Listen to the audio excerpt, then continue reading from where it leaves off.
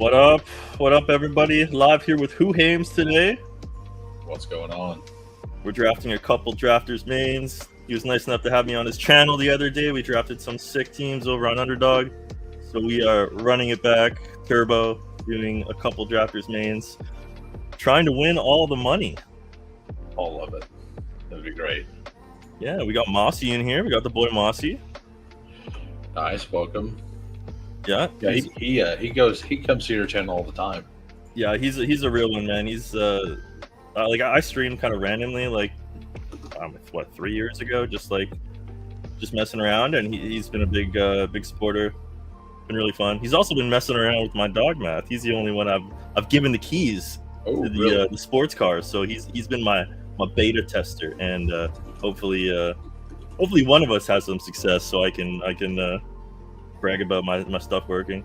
That would be fantastic. I mean, it looks super cool. I've seen you go behind the scene a little. Like, I've seen this while you're doing it, and it looks pretty cool. Yeah, man. I think it's the future. Honestly, people are kind of snoozing. You know, people are playing fantasy football and they're not playing best ball tournaments. You know, that's like the big macro problem I think people have, is they think the whole game is player takes and who's better than the other player, but like they're literally listed in order of who's better. You know, like that's what ADP is. So yeah, I'm just trying to live outside those lines. I mean, I'm gonna have player takes, and I'm gonna be completely out on some people. Like, that may be wrong, but I do think that there is advantage in player takes. But yes, it should be 100%. It's just hard to get right, and that's where I agree with you. Is I make my stands more so in who I don't take. Whereas the guys I do take, I spread them out and try and make them make sense. Yeah, that probably makes more sense as well. That's definitely more logical. Yeah, who do you think we're gonna do here? Oh my God, give us Saquon. That'd be nice. I mean, I'm not into Saquon, but I do take him at 8. Yeah, we'll take him. I take him at 7. What receiver would you want to go? I've been kind of splashing Nico late. Yeah, I think Nico. Like, I think the answer is never Puka, because Puka falls back sometimes. Yeah. I like Puka there, but I never take him because you could just get him back half the time. This guy timing out or is making us sweat here? I think he's timing out. Yeah. Yeah, I'm Nico, in this format especially. Like, I think he has a better chance to be wide receiver 1 overall than Neighbors. Me too. And the season shaped up really well for him, the offseason, in the sense of like they lost their starting running back, and his competition is 2 rookies and a slot receiver. Right. So like I think his like wide receiver 1 upside is like the most clear out of the guys at the back end here. Yeah. Yeah, and if that offensive line's bad, they're still good, right? Like it's good for him. Yeah, hopefully. And they're still a very good team, man. They made the playoffs. They won a playoff game 2 years in a row. What do you think they're going to be that good again? I think their defense is like elite. Okay, this is kind of a gross spot here. I surprisingly don't have any Chase Brown shares. I mean, I'm fine with Chase or H.N. Like, they both catch passes. Chase catches more passes than people think. He had 53 last year, I think. Yeah, I'll do Chase just because I don't have the combo with Nico apparently. Yeah, that makes a lot of sense. Yeah, it's just kind of annoying because he was a guy at the 2-3 turn, and like it's really shocking that I don't have a combo with him. At the early part of the year, you could have got Chase Brown in the 3rd with Nico. Yeah. Like, when the contest launches, but none of those people knew to take Ollie Gordon, or exactly. Sampson. Yeah, so that's why when you do this kind of stuff, you have to be cognizant, and you have to be taking guys that are the new flavor of the month clicks, because if they're the guys who need to win it, those are the guys who don't have it, and who cares if you paid around premium on Chase. Yeah, and the more I do this, the more I realize that, like, scooping all those ADP values back months ago, like, never mattered. Like, Well, Like, for it drafters does- specifically, it usually matters more, right? Because just the way your team gets to the tippity top is just by scoring more points and squeezing more good players in your lineup. But especially in playoff contests, that doesn't really matter, because if the guy is the guy you need, you just need him on your team. It doesn't matter when you draft him, right? Right, and yeah, this is a little different because it will here you matter need more. the guy you need, and you need everybody else, and that's just not the case on the dog app and over on DraftKings. So my new thing is, like, what if Rashee Rice in the third is what you need? Because everybody in the third round has now been pushed all the way back to the fourth round. Yeah. What if all of those were bust, like we all, like a lot of us thought? And like, if the range turns out to be terrible and Rashi comes back and puts up numbers comparable to that range, then it won't matter. But you know, you gotta get in there. It's still thin. Like, it's not what you wanted. Like, right? Like, that's just what you wanted. I mean, we've seen all the receivers drop out now. We've seen all of them. And Adams all the dropped out. Wilson dropped out. Marv is dropping out. JSN's slides right there. They all kind of and all those running backs that were chilling there in the third are now up in the second there at the turn, right? So like, I was fortunate. I built a lot of like robust 3 RB starts at the beginning. Like, I don't care. I'll be a boomer. Like, I'll do it if it makes sense, right? And with like the influx of casuals and that receiver range being kind of thin, like, we've seen them all get pushed up. You know, the Browns, the Buckies, the Jacobs.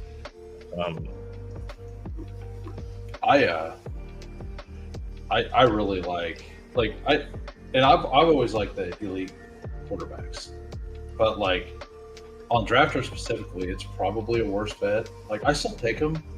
Like, Lamar last year could have won it all if, like, because he was 50 points higher than everybody else. Yeah, it's just if you get the late guys that can make a comparable. Okay, so what are you thinking here? Receiver probably stands out, or I kind of like a Tet or something like a Tet or a Worthy, like, going down. Yeah, let's do it. Yeah, I like it. I've liked Tet and Worthy in this range, even when Rice was going at 32, 31, 32. Yeah, Worthy will probably come back to us. I always thought Worthy should be at this turn with all those other players. Yeah, my stuff really likes KC as well. Like, the further right you go is floor, and the higher you go is ceiling. So being over here is good. JSN, I assume, went, but he would be a good pick too. Yeah, he's gone. But yeah, we should hopefully get Worthy here. He does slide into the mid fourth. Yeah, that's news that like is open and people haven't reacted to it properly. Like, and for drafters specifically, like the total point stuff, like Rashee is a much worse pick, but he's still like he's getting pushed to the 7th. He's in the 7th, yeah, exactly. And I think it's fine there. It's a good spot. Yeah. All right, Moss, you gonna blow us up here?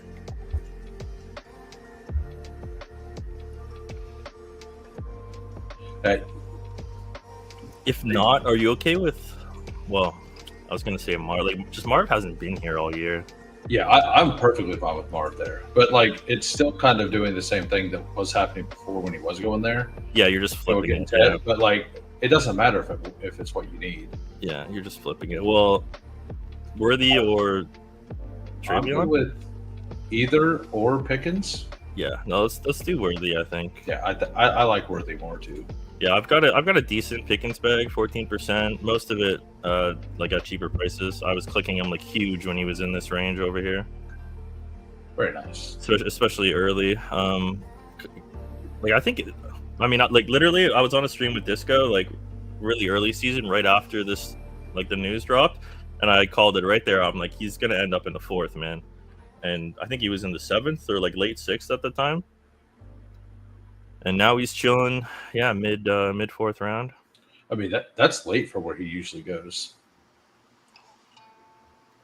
Like, yeah, I mean, I think you can click him over all these guys basically. Like, he's in the same category as Tat and stuff to me. Yeah, for sure. Yeah, I'm glad I can read at the bottom there because it is so bright on my screen for some reason. Man, I don't know why. Let me make sure it's not like that in the stream. I thought it was because before I was sharing the window and not sharing the screen, but Like what? Yeah. Ask, yeah, it looks good on stream. Does it? Okay. Yeah, for it, like through StreamYard, I don't know why it's so bright. Like, Well, on my screen because I Maybe- have your stream up as well, it's very bright on that screen as well. Huh. Like it's almost like there's a light on it. So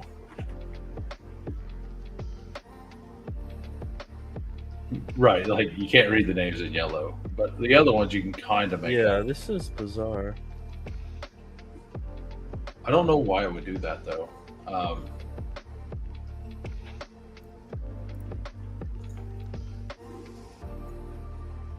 I mean, it's not like the end of the world. I don't think if they could. Yeah, like this is probably even worse, right? Looks the same to me. That's sharing the screen versus sharing the window.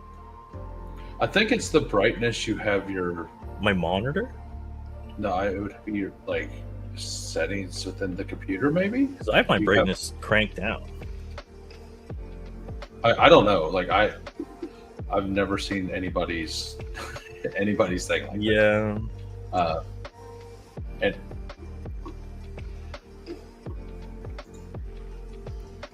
It's okay, I'm an amateur, so we'll just have to rock with it. I mean, I'm still learning a lot about this stuff too. So do not worry.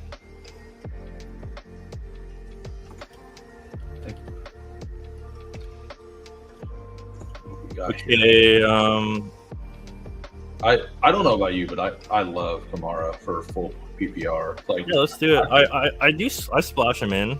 Like you can see here, my ownerships with these combos, like with this range, is pretty high. we can move down to like Pollard if you want. Yeah, I mean, he's Flowers. the other guy I have a decent bag of too. No, I'm good with Kamara, man. I like him in PPR. He kind of gets discredited every year, so we went KC. Now this must be blindingly bright. Yeah, this is pretty bright too. Like I can't read any of the names, but I can see all the dots, kind of thing. Yeah.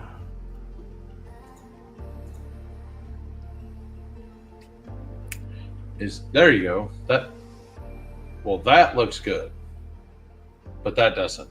The underdog stuff looks just fine. Ah.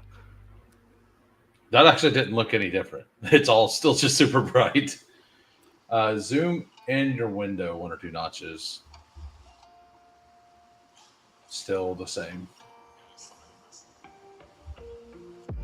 Maybe it's like HDR or something on mine. But like, it wouldn't make sense. It's a monitor setting. No, it's like the web page setting somehow. Like because the underdog looked fine. Maybe I can put it on like night mode or something. Is there a settings in the settings for drafters? Let me look on mine. Is there dark mode? Dark.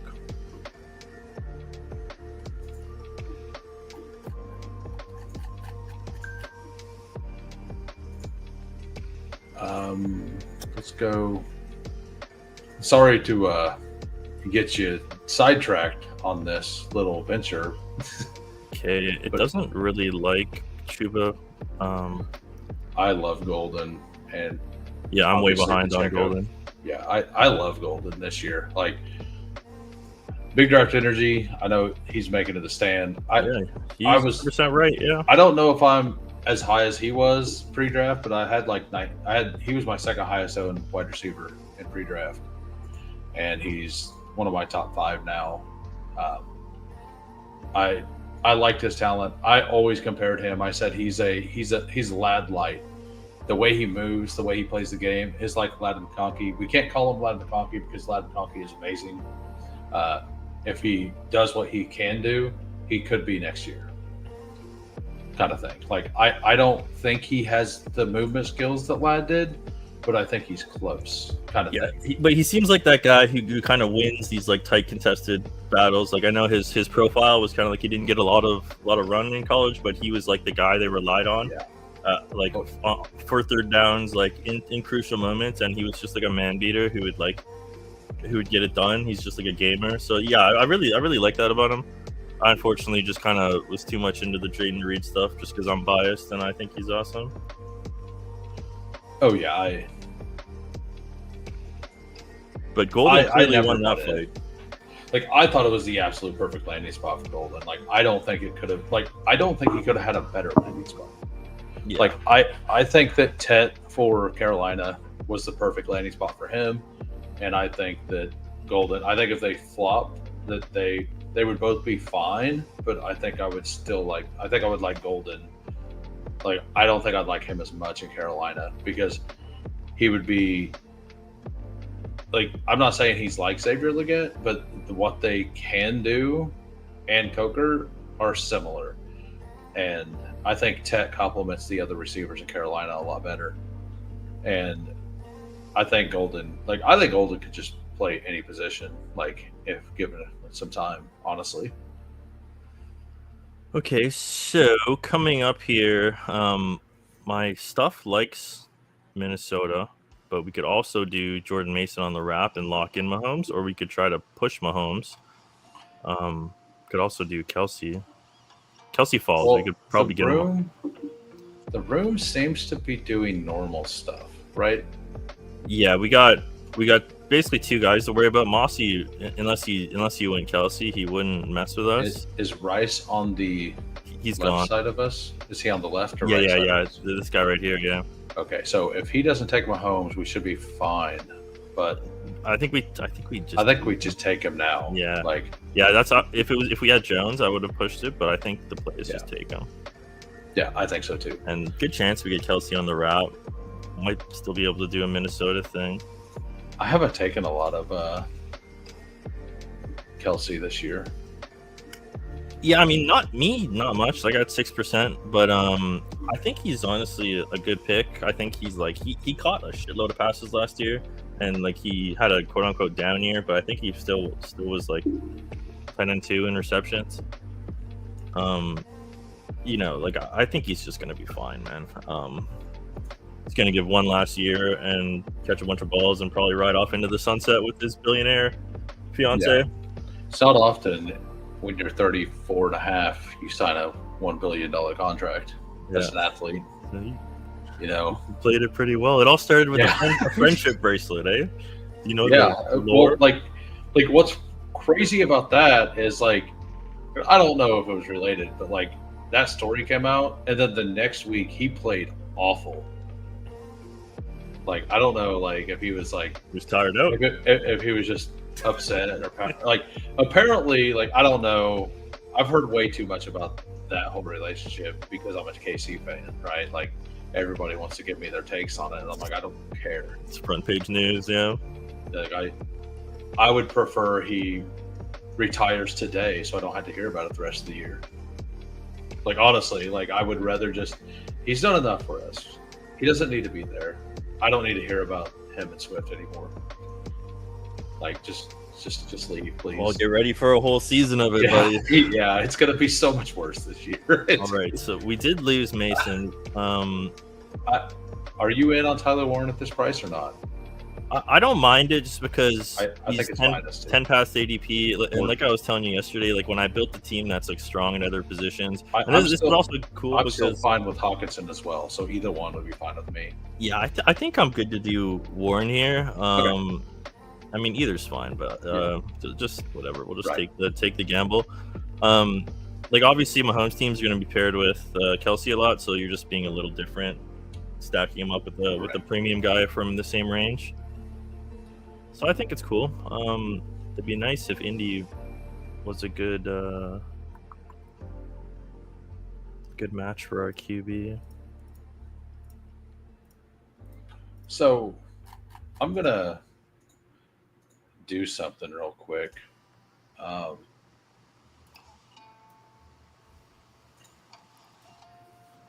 going to share my screen and put it up on screen. What was that? I just took mine down. Yeah. Okay. So go ahead and put that up, and we'll see if this board It's bright. If it's bright. So it's on your end. somehow. So that's normal. It is on my end, and it is on the stream as well. But for some reason, yours is like super bright. It's curious because like I've messed with my brightness settings, but it's all like through the monitor. Like I cranked them all down, so it's all dim. And I I'm wonder not if it's in comparing your to the StreamYard settings. I wonder if there's like a show brightness there. I've never messed with it. I don't know. Like I don't.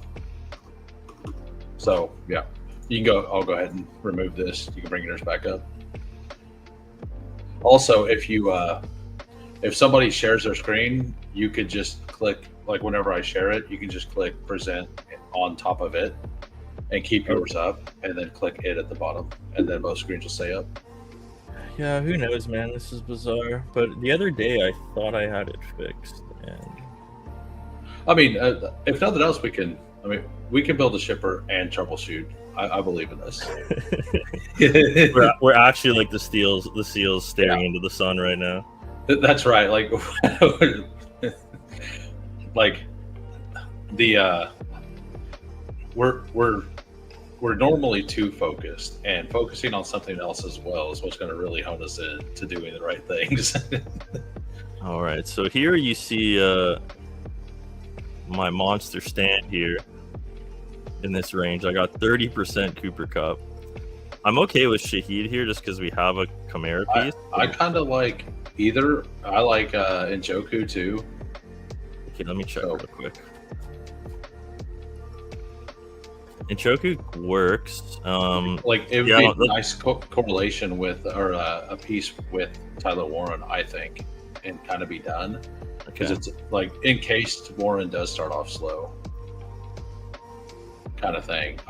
My stuff actually really liked Shahid, so it'd be cool if we can get him back.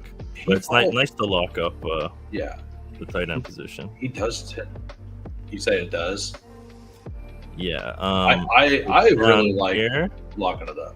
This is like whatever. The further right you go, the more floor you add. So Cleveland's here. So it's it's like a top third for balancing the scores.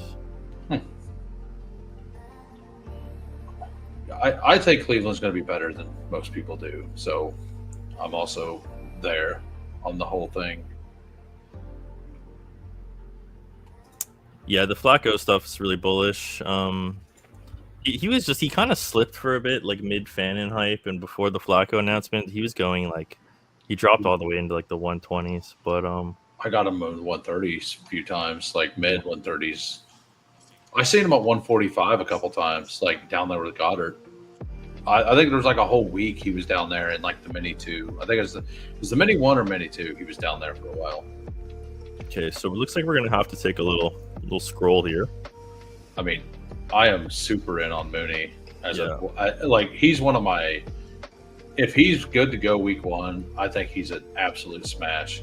Or we just take some RBs to buy this time because our wide receivers are fine. I mean, I like Mims too. He's hurt, but he's a guy who's going to get run out of the gate. Blue Scatabo. I mean, I love Scatabo, but we could do Mims if you want as well.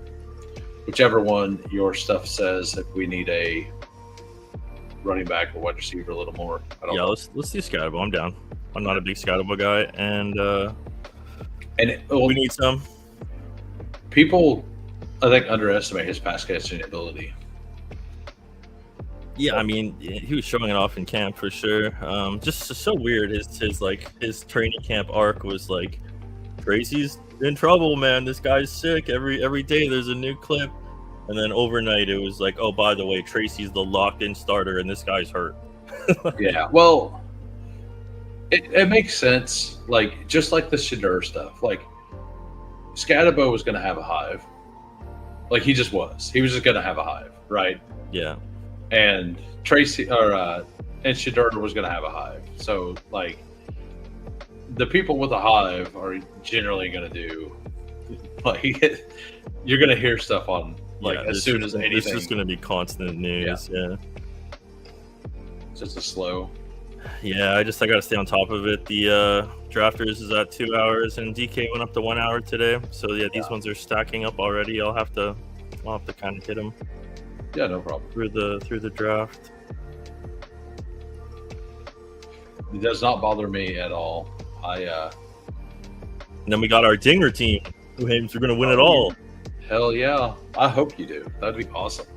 Yeah, I like how my team turned out. Like I did a lot of like playoff correlation even. So like it's something nobody's doing in baseball. Like I don't know why, but like I'm stacking my teams who play each other in the playoff weeks. And this team just so happened to have like a bunch of correlation for the playoff week. Like my main stack is a Houston triple, and I have 2 Jays players, and they play like a three or 4 game series at the start of the week in Toronto. So I might actually go to the game and be able to sweat out my that'd be awesome. My stacks. But like people, like game environment's still game environment. Like baseball games shootout. Like it happens, and it's not like directly correlated. Like in football, obviously, like you're throwing more and stuff. Like when you're behind, but I mean, it's still a thing that games go nuts, right? And that's really all we're betting on is that X and Y games go crazy. Well, and like when a team starts getting hot, like they start feeling good. Like we've all played baseball. Like when you and your buddies like start doing good together, like it just seems to roll, right? Like, and whenever things aren't going good, you seem to just never pick it up, So how close do you think the DK Millie is going to get to being filled? Last year it overlaid a little bit. It usually always kind of overlays a small percent, Chicago, Baltimore, Buffalo, Tank. We also have Stroud, which would be nice to get. I don't think we're dealing with any Houston drafters to our left or our right here. I mean, if you want to push it, we can. What wide receiver? Like, I would go Bateman. I would go Bateman or Tank here. I like Bateman a lot. Okay, yeah, let's do Bateman. Yeah, it's good. I was taking Bateman at like 108, 109 all the time. Like back when Lamar was going. Yeah, he was really good last year. And yes, even if his touchdowns regress, like he had not 9 or 8. But it's not like I don't even think regression is the conversation here because he's the only guy in that offense scoring deep touchdowns. He's the only one, right? Like, so he's not losing that role. Like Mark Andrews isn't running down the field and scoring a 60-yard touchdown. Zay Flowers is not running down the field and scoring a 60-yard touchdown. Like probably not, right? So his role as that deep threat guy is there. My problem with Flowers is he does the whole when 2 guys are there, he doesn't try to break through. He capitulates and like just saves his body. Yeah, which is fine. Like he's Tyler Lockett, I'm not saying that's a bad thing as an NFL player. Like he's still insanely good, but like for fantasy, that's not a great thing for us. Like for the game we play. Yeah, it's full PPR scam. But like, yeah, he's just not of the profile for the deep touchdown. He's like, I like Zay Flowers. I don't mind clicking him. Now that he's in the 6th and 7th, like now he's a staple of the 7th round. All right, this guy might burn us here. He's got unstacked Daniels, but I mean, unstacked Daniels is very defensible. Yeah, very, very defensible. I mean, we can still. I mean, if we don't take Stroud, we just get Love, right? Like we have Golden. Like we're true. We're totally good. Like, I don't know which one your stuff would even like more. It likes Houston. Yeah. Okay. And we'll stack up our wide receiver 1. That's something that's really important on drafters. I think so as well. Like for reaching your top 0.01% outcome, you need your first and second round receivers or whoever your top receivers. They need to be the guys. Like if they're not the guys, you lose. So if you don't stack them up, you're kind of punting half of the parlay of winning the tournament. So something I've been doing, and not sure if this is right, but it makes sense to me, is if I have Stroud and I'm going to stack them up with Christian Kirk, I'm going to make sure that I have more than one. Like I'm going to make sure to stack the team. But if I have the hero, I'm not so inclined. Like I'm not as inclined. Like I don't feel the need to do it, but I do feel like if you're stacking the secondary option with the quarterback, that it needs to be more than one. Yeah, because you're intuitively making the gamble that the elite in that offense is not paying off. Therefore, wide receiver 2, wide receiver 3 are paying off, right? And but the elite very important elite, right? Like because if the elite's still 1,200 yards, but not 1,700. Not the guy who's going to win you the tournament. Like you always have to think in terms of nut outcomes on this site. Yeah. And yeah, if you're stacking wide receiver 2, the implied bet you've already made is that Nico isn't going crazy. Right. And yeah, and if he does, you're going to lose the Nico teams. Exactly. Yeah, So- like your bets all have to be congruent. You have to make sure like your story makes sense, and it's really like it applies everywhere, but it really applies on drafters because you have to beat the entire field. And if you're not making congruent bets through your draft, you're just clicking buttons at that point. So this is wild. I was looking through my portfolio with the overlay tool earlier, and I took a CMC team at 6 or whatever. Like I only have like 6% CMC. Like I'm not fading him, but I'm not overweight. And I have a bunch of Jonathan Taylor, but I didn't have a CMC JT team. And I'm like, I need to fix that. Like, okay, like Douglas is good receiver floor. We could do the Houston thing. how like we still only have the 3 RBs, right? Like, Yeah. I'm fine with Douglas as well. What are these guys? Are you have out going on on? Ray Davis? Like it's either Douglas or Davis for me. Oh my god. Yeah. We'll do Davis. Okay. I know New England wasn't popping, and Buffalo might. Yeah, but yeah, it likes Buffalo. Okay. So does that change as you're building a team? It does, yeah. So here, like, I'll add Buffalo RB. So as you add players, right? Like it's basically building these bars, right? Yeah. And every player you add, it's solving for like fitting in the next player. Like if the next player was a running back, right? If this next player was a running back, it'll measure every team. It'll take my projected score from every team, and then it'll throw it over who I've already drafted to determine who adds more points. So like in this sim, it's assuming you're starting 3 running backs. So obviously your first running back is going to be projected to score a lot more points, right? So that the ones you take after that won't be covering his score. It's more about meshing with your worst players. Like this is going to mesh well with our RB2 and RB3. In their down games, Buffalo theoretically will have good matchups. Yeah, that makes sense. And I actually assume that's exactly what the sidekick's doing. Well, it's not, because they're not actually they are simulating things they're at a game level. Simulating the season, and then like whatever season they simulated, they're just placing all those points. They do it more based on old or young. Do we want to get a third QB at random, or do we want to? No. Okay. I think it's basically just take a wide receiver, Orton or Thielen. Or Wandale with the Giants probably. stuff. Yeah, I'm good with Thornton. Like I think that upside is probably a little better there. Like I feel like we should have floor. Like yeah, I know Golden. Yeah, we got rookies, but they should have floor. Yeah. But yeah, so speaking of the like their sims, so yeah, they're simming the season. They're not simming, like they are simming every game, but they're not simming different results for every game, right? Their games are just RNG on a wheel, right? It's not they're not taking any account of the opponent, which is like the main thing I'm doing. And then their sims are accounting for like the profile of the player, right? Like if you draft 3 rookies, it's going to tell you to draft Wandale Robinson. So again, I don't really care about that stuff. I think that's kind of overblown. Like if your rookie smash is a rookie smash, like he's just gonna play. But like yeah, it makes sense in scenarios, but it's not something I want to like build my process around. And that stuff is things that we should be doing intuitively. 100%. Like once you've done 1,000 drafts, you should. Like once you've went through a season and failed, you can look at some teams and be like, "Oh, this is why this failed." Yeah. Like I went way too much upside last year, like all upside every pick all the way through all the teams.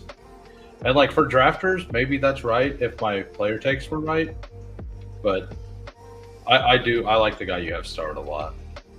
Yeah, he's a good fit if we can get him. A falling Thielen would be cool too. I like Kyle Williams. His exposure is broken on this site for some reason, but I think he's like the guy who's going to get the job like eventually.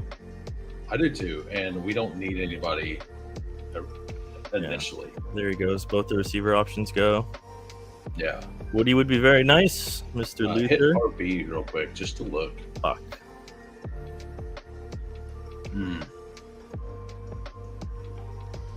Torrey Horton. Well,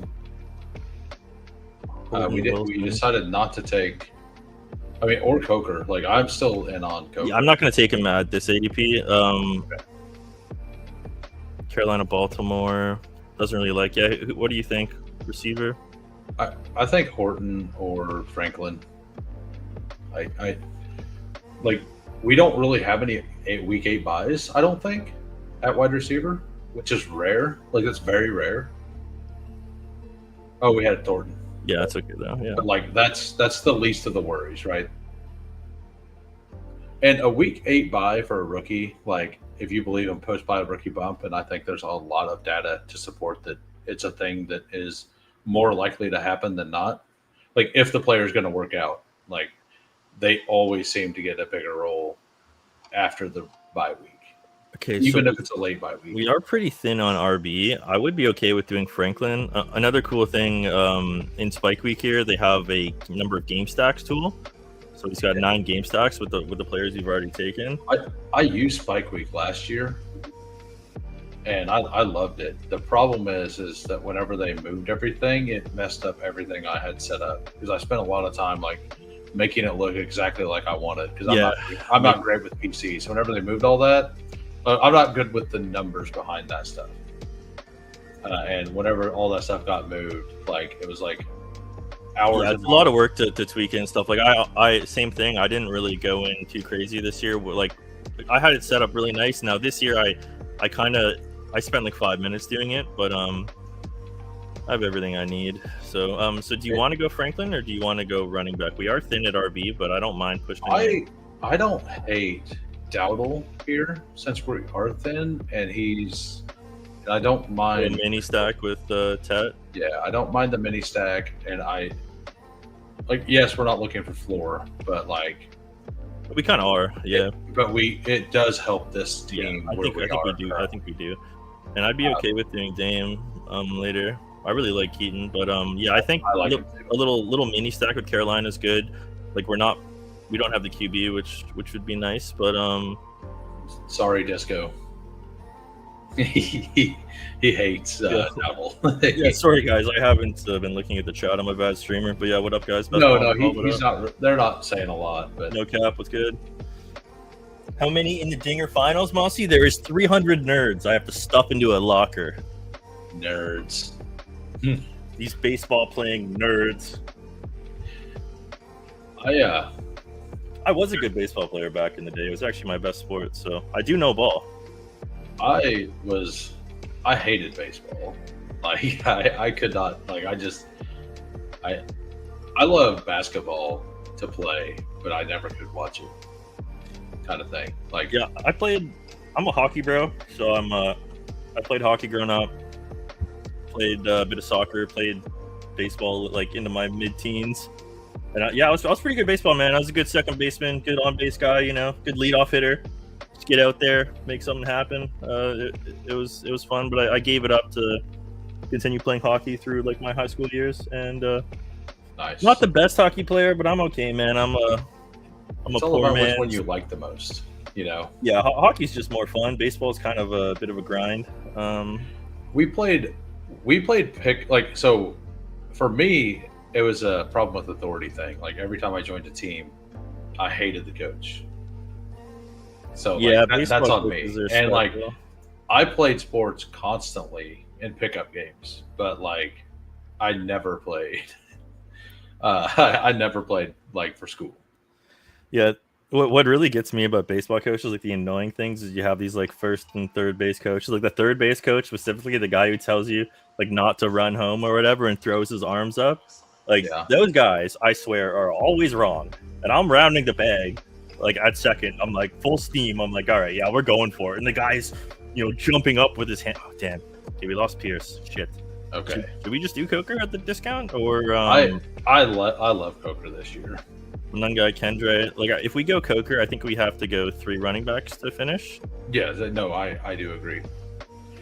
And that's kind of the beauty of taking the Njoku there where we did, because we can just be done. Man. I mean, we can take Manungai or like not Kendre. Like, Let's do Manungai. Does it like Kendre with Kamara or not? No. And Okay. how I have it set up is it doesn't show them, like if I already have like player on that team position, it like removes them. Okay. Which is probably wrong, because I think next year I'm gonna get rid of that, because when you're building like receiver stacks and stuff, it'd be nice to know if it balanced. And like basically what I do is like I just don't build doubles unless I'm targeting a double stack, or for whatever reason I've built like a lot of correlation for that game. I'll just click it, but I try to avoid the double stacks. I try to assume that the guys I take on a certain team are the guys you need, and it's removing a bit of the game tree where like they ping pong and stuff. So I don't think it's optimal, but that's just like kind of my baseline. It might be optimal for total points though. Yeah, more so drafters, because again, you just have to. You're kind of trying to pluck a guy or two off every team who just is the guy. Right. Yeah, I'm doing a milli right now. Hopefully, Manungai is the guy. Okay, so I just do Coker here. Yeah, I'm fine. I mean, I was fine with Coker 3 rounds ago, so yes, I'm good with Coker. And it's, I mean, the report was 4 to 6 weeks, but like I'm assuming it's going to be 4 weeks. Me too. What do we got? What are you working with here? Oh my God! Look how high T this is. 5 RBs, 1 quarterback. Geno Smith's my lone quarterback. Which often happens on the old DraftKings here. It is a neighbor's team, which is cool. I tend to take a lot of. I think we just have to lock up. It's a little early for Dart, but I don't really dive the into elite it. quarterbacks feel so good on DraftKings because, like, you don't have to play the stupid games with people. Yeah. Yeah, like it's just like the one I'm building right now. CMC, H&, Lamar, and then Kittle fell back to 43, and then Tet fell back around. Nice. So then I took Rashee Rice. That's where I'm at. Little Demario Douglas stack on one of my few Drake May teams. That's cool. Nice. I have to fade the leg up slappies. I'm sorry, HOOHAMES. I just can't do it. I can't do the Drake May thing. I'm doing the Drake May thing because, like, he's a good football player. Because he's a great football player, and they're going to run design runs. Like, it's more of a coach speak thing. I don't know if they are. I think that's the flaw in the argument. I think, you know, this guy's got college tape running in, and yeah, he did put up quite a few rushing yards last year, but I don't think he's a guy we need to be penciling in as like a Konami guy. You know, I think that's why his projection gets skewed. I think that's why leg up rankings are like stupid high on the guy, like out of bias and out of projecting this rushing profile, which I think is like way thinner than it is in real life. But I'll put it this way. I absolutely smashed the over 500 rushing yards for the season on Drake May. Like, I mean, he had 420 last year in less games with with 0 designed runs. 0. Yeah. Or they had, I think it might have been 1. I think it was. They basically had no design runs the entire season, which is nuts for having 400 and some yards. Like, it was all just trying to save himself. Yeah, and so here, when you get to a certain point, like my stuff, because it's balancing out and like taking out everyone's scores, if your team's like well balanced, you know, at a certain point, it'll just be like, all right, like no running back you take here would ever project to hit your lineup. And like we know that's not really the case in best ball, like, right, things are too variant, but that just means we built a good solid team now, so we're kind of free to do whatever. We obviously want to tack on another running back, but let's have a look here. We got Rashard that stacks, that's kind of cool. I like Rashard a lot. And Diami would be kind of fun too, but I think we go with our stack. I think so too. There's so many wide receivers that are fun at this point. Yeah, and the question is, which one do we want?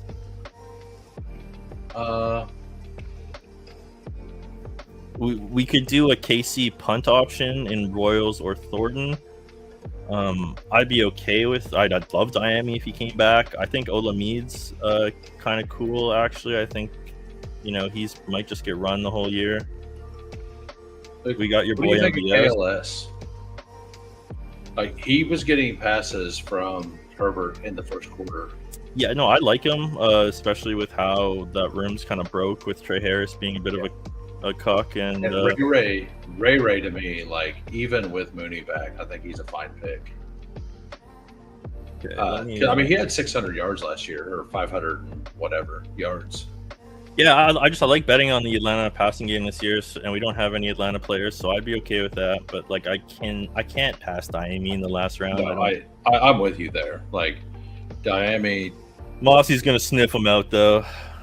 Maybe actually, yeah, he will. He needs a receiver. Oh, he might do Ray actually. But he already has the other two Atlanta receivers. Up to you, Mossy. Our fate is in your hands, sir. There are like, my favorite click down here is actually Kavontae Turpin.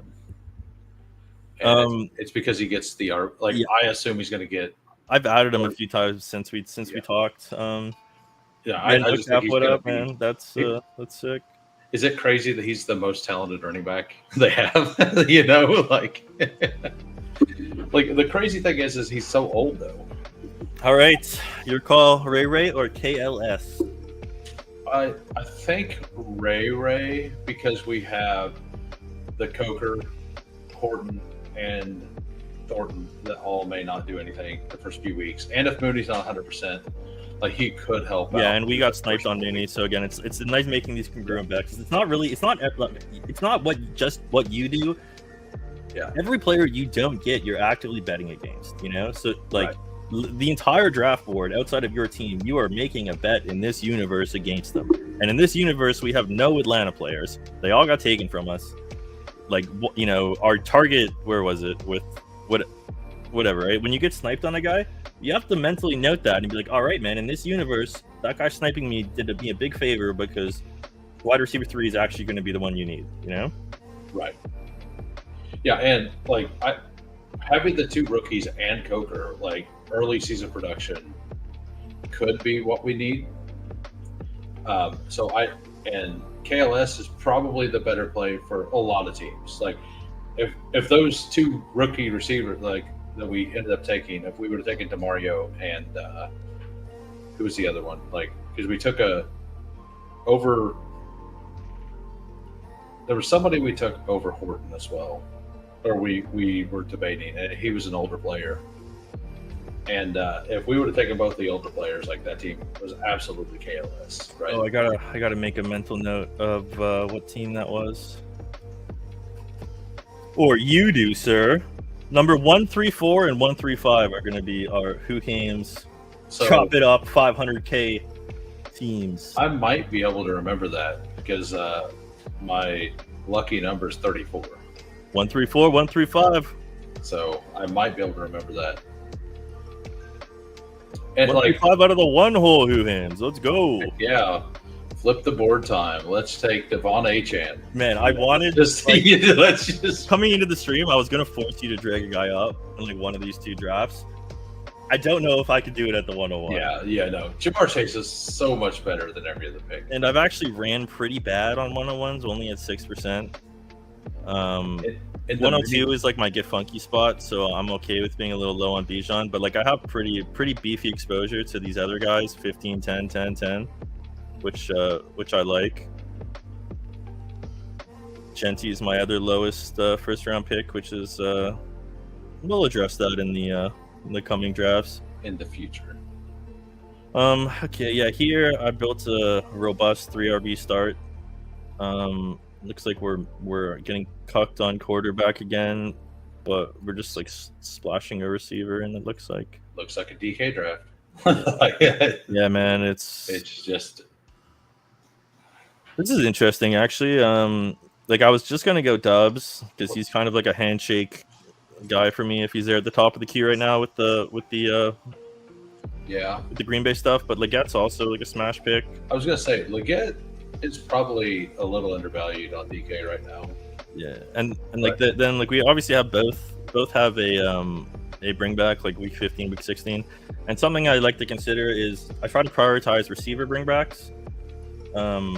Like over running back bringbacks, What's the guy's name? He was in Spike Week. He does baseball stuff. Makes charts. What's his name? I forget, but he did a study basically on bring back correlation, and the only position that really popped was receiver. Really? Yeah, like there was slight correlation for the other stuff, but basically people are kind of way overdoing game correlation like through non-receiver positions, and of course they can all get there, and like in a shootout game, like yeah, anything can get there, but it's more likely to happen.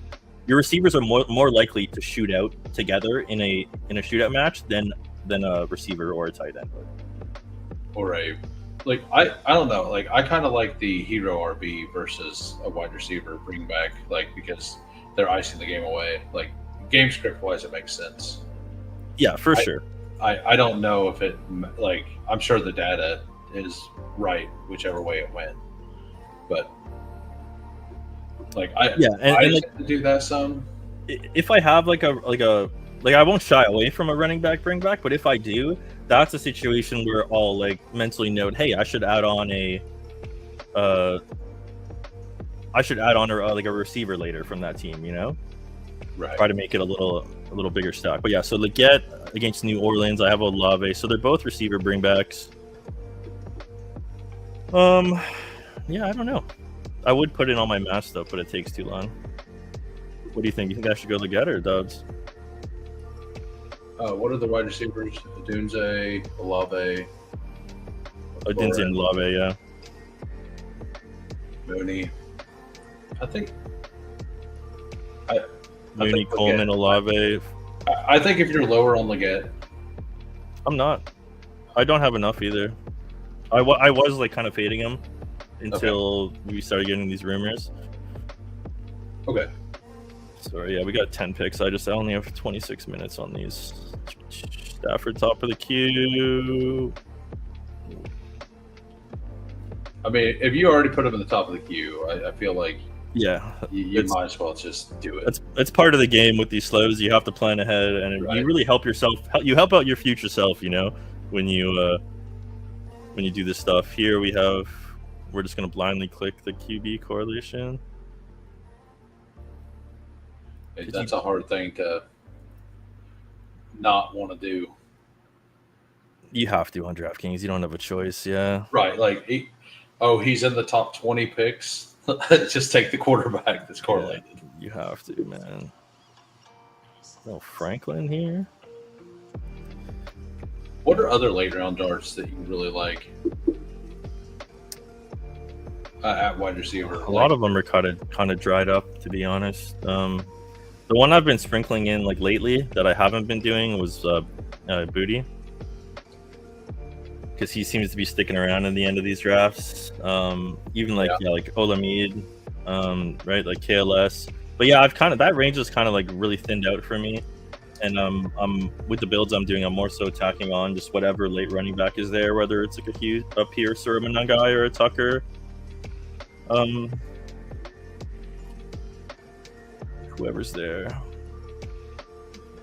All right, and I would love to make this a Joe Burrow team. Let's just do it now. Because I literally have like no Joe Burrow. I've got 2% Joe Burrow. Yeah, I'm perfectly fine taking Joe Burrow at 48, 49. Yeah. But the question is, should we double it? If you don't, there's a better chance that it gets taken. Like if you want to make sure to make it one. And I think that if Burrow is what you need, like I think that it's going to be hard for Burrow to win in this contest if Higgins is also not hitting. Yeah, and they were just so good last year. They were. Bucky would have been nice. What do you think here? I'm fine with T, just to make sure that we get that, and I'm okay with Jacobs too. I mean, it's pretty chalky. Yeah, I'm fine with both, honestly. Like, we can get unique later, right? Yeah, and I don't know if you've watched like it was like the underdog guys, like Hayden and Josh, one of their new episodes. Hayden just went on a rant about how like Josh Jacobs like should be a 1-2 pick, and we're all like hating on him. And like I think he's probably right, man. Like he's just gonna get all the work. They're gonna run the ball. They have a sick O line. Like they're a good team, good offense. You know, like he should be like a Jonathan Taylor-esque like player, but we really never like give him the credit. And the backfield's also like there's nobody else, and even when there is somebody else, like they don't play them. Like Emmanuel Wilson, Chris Brooks, like what are they gonna do? Honestly, right? Right. Like Marshawn Lloyd was the wrinkle. He was a threat, man. He was a good player. I drafted a lot of them last year.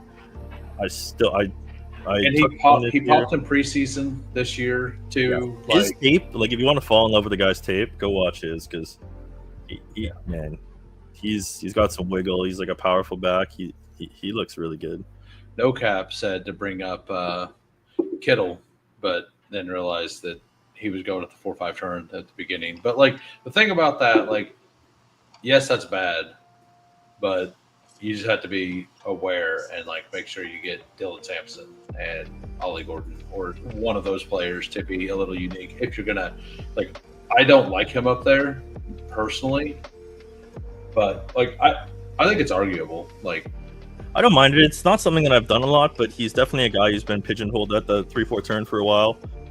And there are early shares of him there, but I don't think there's that many to really worry about. I think he's a decent option to drag stuff up. I don't really play it around the onesies. I usually play that stuff around the position players. Not that it really matters. It's just kind of what I like lean. If I bring somebody up there, I've started just doing Mike Evans. I've done Mike Evans, yeah. He's just the one that feels. He's the one that feels the most likely to have the most 22, 23-point weeks, you know? And, like, how big the spike is matters a lot more on DK, right? Like, or on this side. Because every week, and it doesn't matter if it happens during the playoffs, and let's say Godwin's out 6 weeks. Yeah, he's just got the nuclear ceiling, and that's really what wins these tournaments, is catching monster spikes. Yeah, and he could be the best. He could basically be Godwin from last year, this year, at the beginning of the season. And then, like, if he gets hurt, like, yeah, it's bad. But, like, that's still, like, really good to have those. Like, I don't know. Like, if he gets hurt, like, if your first couple round picks get hurt, it's just bad luck at that point, right? So. But, like, if he had 2 35-point games, like where would you take if you knew a player was going to have 2 35-point games and then 15 zeros? Bunch of zeros. Where do you take them? Like 4th, 5th round? Yeah, like 5, 6 maybe. Yeah. Yeah, like probably mid-5th. You know, like if you knew that was what it was, all zeros and a couple 35-point bombs, like that, because that's an extra 40 points on the season, right? Most likely.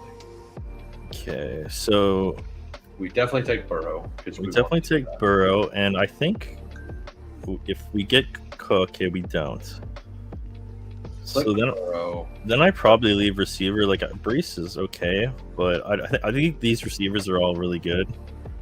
Yeah, I think we go ahead and do that, and I like JMO too, especially in the, like, we were just talking about how valuable like the 35-point weeks are. Like, I think he's more like, I like Ridley a lot, but me too. I've got a bag. Well, that's not that much, 11%. But also like these numbers here are like ownership with my first round pick or whatever, first, second, third round pick. Mega owned with those guys, and Williams, I had like no shares with these guys. Surprised I don't have any. I guess I've just gotten so few Brees or I haven't gotten any Chase recently, but I don't mind Brees Hall here at the 5. Like you're just whatever semi-unique combo. He's not falling into the 6. But yeah, no, JMO's there's cool. Nice is on the turn too. I can catch up with all my bullshit. Nice. Yeah, like I try not to like duo. Like last year I multi-tabled a lot and I did bad in a lot of those. Yeah, you really don't want a multi-table unless you're like being forced to by a contest closing or Right.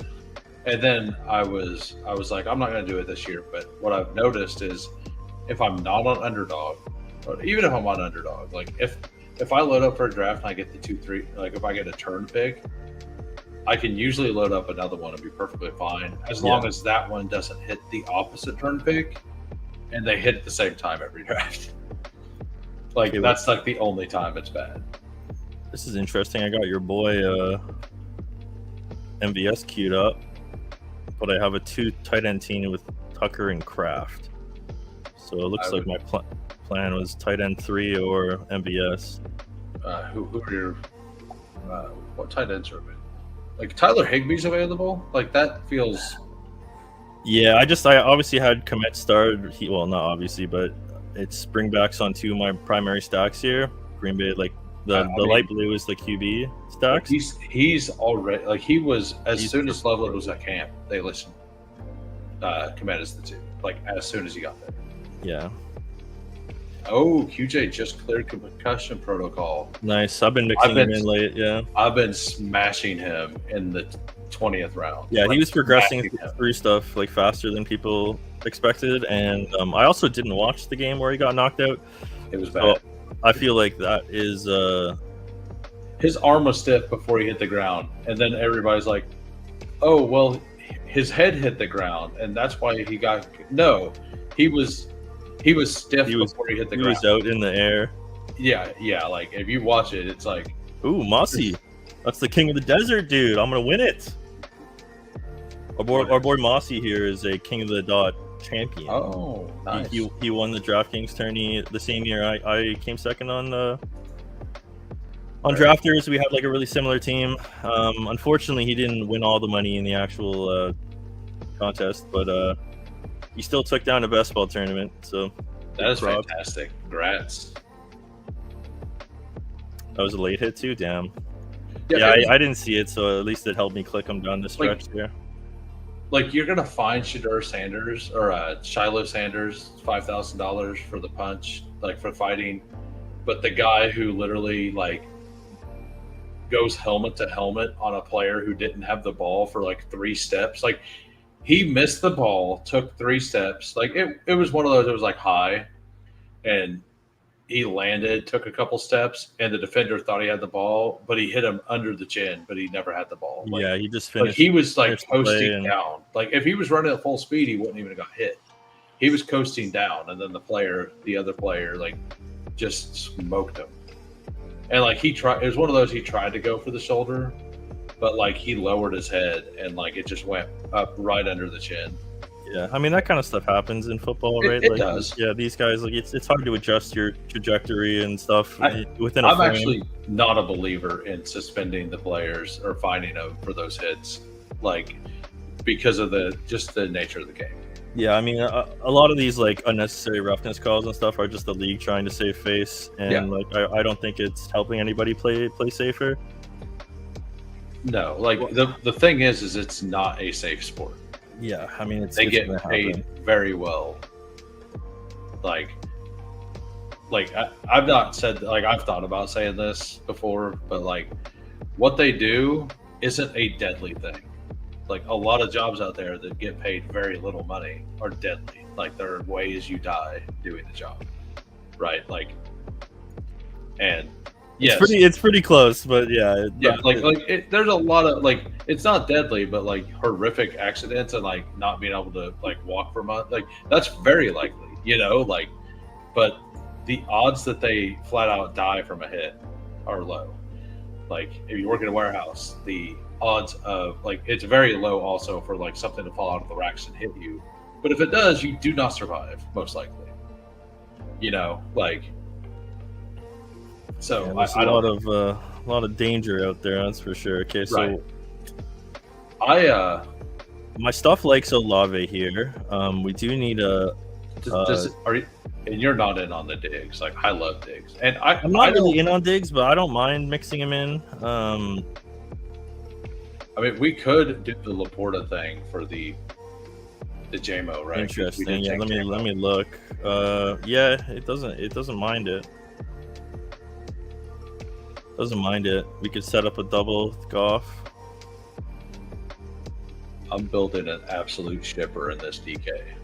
Yeah, I kind of like Olave and Laporta there, or Diggs and Laporta, either one. Okay.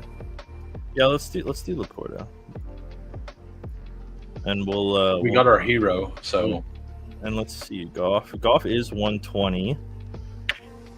And where is our other drafter over here? ASRB at the turn. So there's a really good chance. He's already got a quarterback. He's not going to be in his ADP range. Really good chance we'll get our QB in the 120s, which is nice. Very nice. I love when things work out. But that's the kind of shit you need to. It's nice to do that before you pick, but scout out who your competition is. That guy taking an elite QB and not being 10 picks ahead of Goff. It should be a slam dunk to be there at 120. Maybe this guy might give us some problems here. He might say something about it, but which guy? The guy with the Lions picture in his. That's the first thing you scout when you enter a room. Yeah, that might complicate things a little bit. We got Lions player XXX here in the 5-hole. Well, he didn't take Amon at pick 6. He got Gibbs. Oh, he took Gibbs though. Yeah. Okay, but he didn't pull JMO up. Like he let him pass him in round 4, so that's a good sign. Like, just snag some more Quentin Johnston here. Thank you. Top of my queue right here, actually. Well, yeah. Pretty far down. So this DK team, I already read at the beginning. So CMC, HN, Lamar, Kittle, Ted, Rashid, Pacheco back at 78, Steph Diggs at 91, Cooper Kupp, Drake May, Bateman at 126, Mooney at 140, Tootin at 150. How am I gonna win on this site, bro? It's insane. These slows are brutal. It's so bad. Like, I'm just punting equity. At least in these slows, I'm more likely to get my stacks completed. Yeah, Hartman has my quote right there. Yeah, there we go. Like, it's just one of those things. Like, people talk about like protecting the players, all that. Like, they get compensated very well for their job, and they do something they love. It's like. I'm not saying they shouldn't get paid what they do, because it's part of the gig, man. Yeah, but like whenever it comes to the safety stuff, like I have less care. Like, do I want them to get hurt? No, but I also don't. Like, it doesn't bother me as much. Like, I don't want to watch it. Like, I will say, like, it's one of those when you see the guy's leg snap, it's like, ooh, right? Like.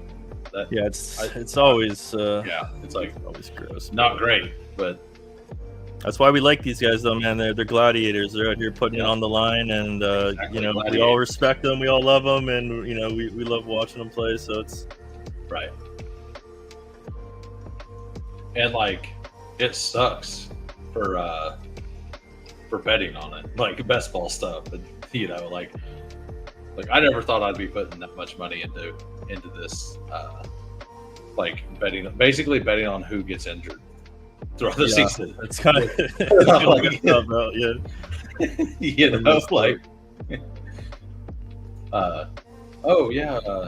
like whenever you hear like a 0 RB bro talk about what they need to win, it's like, I need 7 people to break their legs. It's like, what? You have $3,000 invested in a guy who can only pay off if 2 dudes snap their Achilles. Well, that is my entire argument about Sean Tucker. Like, he's the clear RB3. I don't think that's the case. I think White has been like kind of proven to be pretty mid, like in the actual running back role, and like the fact Sean Tucker went crazy in his one opportunity and has like a really good rushing profile behind him just makes me like I think it's more like obviously White is a good pass catching back. He's a good replacement level back. He's got the trust of the team. But specifically on underdog, like I love taking a shot on Tucker because he could just get some run and be really good. Do you want to do Bill if he makes it? It's a good spot. Like, I am pretty out on Bill overall, but like I guess like 10 picks passed, and he's still only going to be what, like 60% owned, 70, something like that. Yeah, So 60, like 62. I think it's a good spot to do it. yeah, I hate it, but yeah, why not? We do need an RB. Hit RB. Hit the RB tab. Yeah, we Yeah, can't keep Braylon. I think that's yeah. I still prefer Chris Rodriguez, but and then Cooper Kupp's my boy here. That's fine. I would love to take another Cooper Kupp share. I'm perfectly fine with that. Yeah, the Cooper Kupp thesis. You know, this is a guy who we were taking top 5 overall last year, and I don't know if you remember Week 1 last year, but he went crazy. It was 2 years ago that we were taking the top 5 last year. Last year he started a 3-4 turn and then scooted up. Scooted up, sorry. Yeah, scooted up to the mid-second. I'm mixing things up. Yeah. So he just steamed a bunch last year. But after Week 1 last year, he was the 101 player in BR. And everybody likes to say the Rams know when to give up on a player, man. They just cast him aside. You know, he's washed. I call bullshit, you know? This narrative-driven bullshit, right? And he could easily be Cooper Kupp, be really good, you know, on a whatever the Seahawks, like they're an average team, but right, you know, their quarterback went 14-2 last year. You know, proved he could throw the rock. You know, I don't care if he sees ghosts. He sees his top receivers, and I don't know, man. I just think he's a smash. So I was fully out on him at pick 80 because he started like. Yeah, he's been living in like around 100 for a while now. He goes just like Zay Flowers. Like I was fully out on him at pick in the middle of the 4th. I was fully out on Cooper Kupp at the 8-9 or the 7-8 turn. But like when they fall an entire round back to where I actually had him rated originally, like yeah, I'll take him. You got to take him there. That's like great. That's you set your line, and when he gets there, that's when you buy. It's just like a stock, right? I actually pretty much have faded him. And then I took a whole big bag, like 16% in Eliminator. Nice. Was what I did. Like, because if everybody is right, if he is awesome, and he fades down the stretch, like, he's still awesome for Eliminator. He's still a great pick, yeah. And yeah, everyone said he was like washed down the stretch and stuff. I'm like, man, he was banged up, right? He still had great like targets per route run and like yards and receptions. Like he was still popping in all his metrics. All the same with Keenan Allen, bro. They're like, oh, these old guys are washed. Keenan's washed. Kupp's washed. Bullshit, bro. That's what everyone was said about the running backs last year, and they went on to just dominate. You know, these old running backs who switched teams and were in like whatever suboptimal positions apparently, like, and the guys just went nuts, right? So, it's hard to comp receivers to running backs in that like 1-to-1. But if you do, the similarities are there of these old guys being disrespected who are like perennially like top 10 receivers, you know? So, yeah, I like it. And I just think he's good. So, and that one photo of him from camp where he looked really cool, that also helped. Yeah. I don't know. Like, I still think that, and for me, it's not that the Rams know when to give up on players. It's that they like McVay loved him, Stafford loves him, and they still let him go. There was some sort of falling out, but again, we don't know why. Yeah, to say it was performance related, I think is like a huge stretch. You know? Yeah, and if you go back and you look at the game logs, like, you'll second guess it if you think that. Because, I mean, that's what I did. I went back and I looked, and I'm like, I'll admit that I'm probably overreacting, you know. But, like, I still think that he shouldn't have been rated where he was originally. But, like, in the 10th round, like, or not the 10th, in the 9th round, like, he's perfectly fine. Yeah, I was just looking at him, like, he was around like Pittman and like Ayuk basically for most of draft season, and like in my mind I was like, that is a slam dunk. Like run it to the podium. Like I just did I just took Jaden Higgins, which is I did that a lot too, which feels pretty gross right now. Yeah, I took and I've always been Keon Coleman over Kupp. Like I've always had him rated ahead. Like so, that's my biggest problem is I've always liked it, and they went so much different, right? Like there was a 20 pick gap between the two, and I liked the one more. I liked Rashad Bateman more than him. I still kind of do, but that doesn't mean that the bet's bad. Whatever the schedule came, and all that was pre-schedule. When the schedule came out, and they get Carolina in Week 17 for non-drafter stuff. Like to me, that actually is a pretty big deal to everybody on. Like I was gonna full fade all the Seahawks, basically all of them, except for K Walker. Yeah, I really like Arbs too, and then like Horton kind of popped too. So yeah, well, I didn't think Horton was going to be ready for camp. All right, so we have a decision here. We are going to get our Goff, and then the question is, okay, well that kind of makes it simpler, but we need a running back. So we have Scatterbo, Eckler, and I love Eckler and Tootin, but like for this team, it's either Eckler or Bigsby, right? Yeah, I prefer Eckler. I love Eckler. So. But those are literally like two of my favorite guys. Like I got 15-17%. Oh shit, we have Ja'Cory though. Oh yeah, so I mean Scatterbo or Tank. Tank. I like Tank, but let's go Tank. Scatterbo's your guy too. I don't mind doing Scatterbo. We'll do that. I mean, I wasn't gonna make you take him both drafts. No, I need to, bro. I need to. Okay. I just wasn't gonna force you to take him. How am I gonna win 500K with HOOHAMES if I don't take his picks? Okay. Yeah. Well, then next round we're taking Pat Bryant. No. Oh, okay. All right. Hold on. We'll think about it. He did just pass up on Mims, so you got one check mark. And they did just have that quote where they didn't even mention Mims. Do you hear that? No. So the Coach Speak Index put out. Where is it? Peyton was talking about the passing offense and named off the receivers in this order: Cortland Sutton, Pat Bryant, Troy Franklin. Didn't mention Mims. Didn't even say his name, and they're like, what does he have right now? Is it a hammy or something that he's? He will be back in practice on Monday. Okay, that's what it says. So I'm assuming like he was talking about those players because the previous practice Mims didn't play. Right, like yeah, I think that's what I was like getting at. Is he just listed the guys who were on the field that day.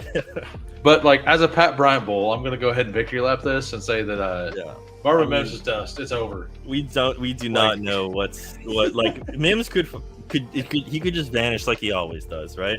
Right.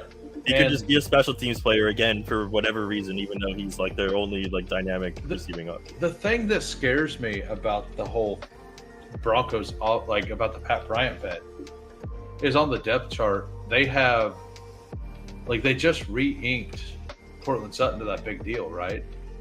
Well, they have Pat Bryant listed as his backup, not as, and then they have Franklin and Mims, they have Mims as the outside wide receiver, the other one, and not Bryant behind him, and Franklin playing in the slot, I think.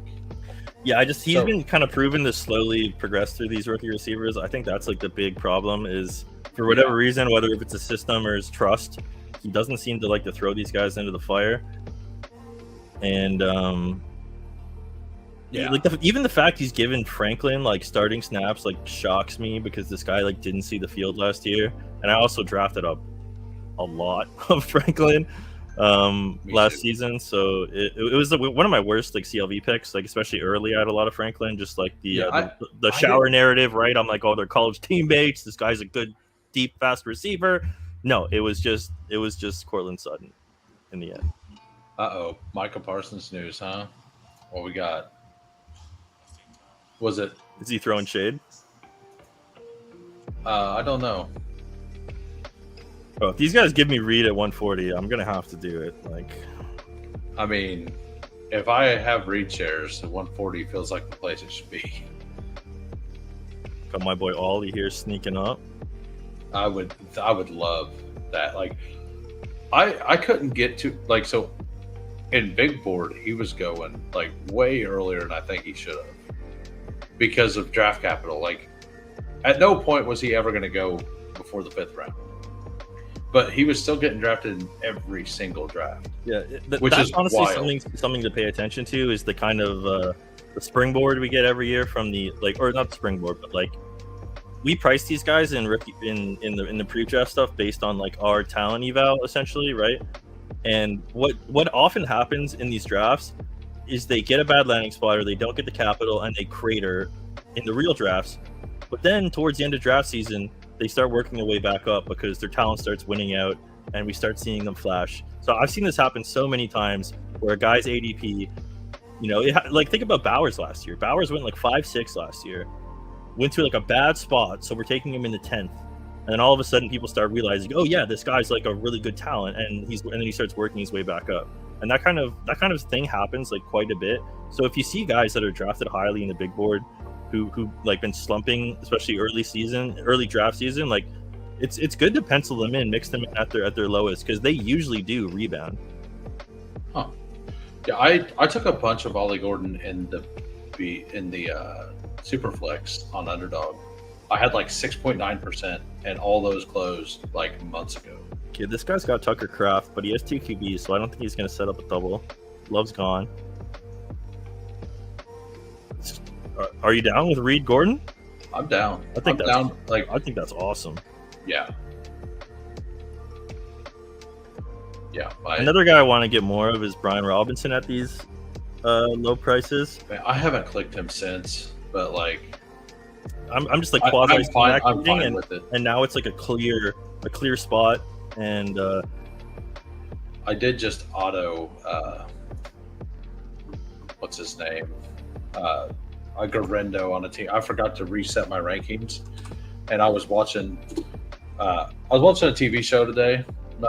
I watched the entire season 2 of Twisted Metal yesterday and today while doing puppies on my phone, and I thought I was done with the draft. I looked down and I was not done with the draft. I had one more pick. Yeah, autoed Isaac Garendo. Honestly, that's why rankings are dangerous, and I think a lot of people like you're blindly drafting off rankings, and it's fine when ADP is not moving, but when ADP is super dynamic, like it is at the end of draft season, like if you're playing with rankings, like you have to be hyper aware of everything else happening, because if you're not adjusting your rankings like on the fly all the time, like you're going to be building teams that aren't relative to ADP, and like sure you're getting your guys and you don't care at what cost, but like you're just not being considerate of what's happening around you.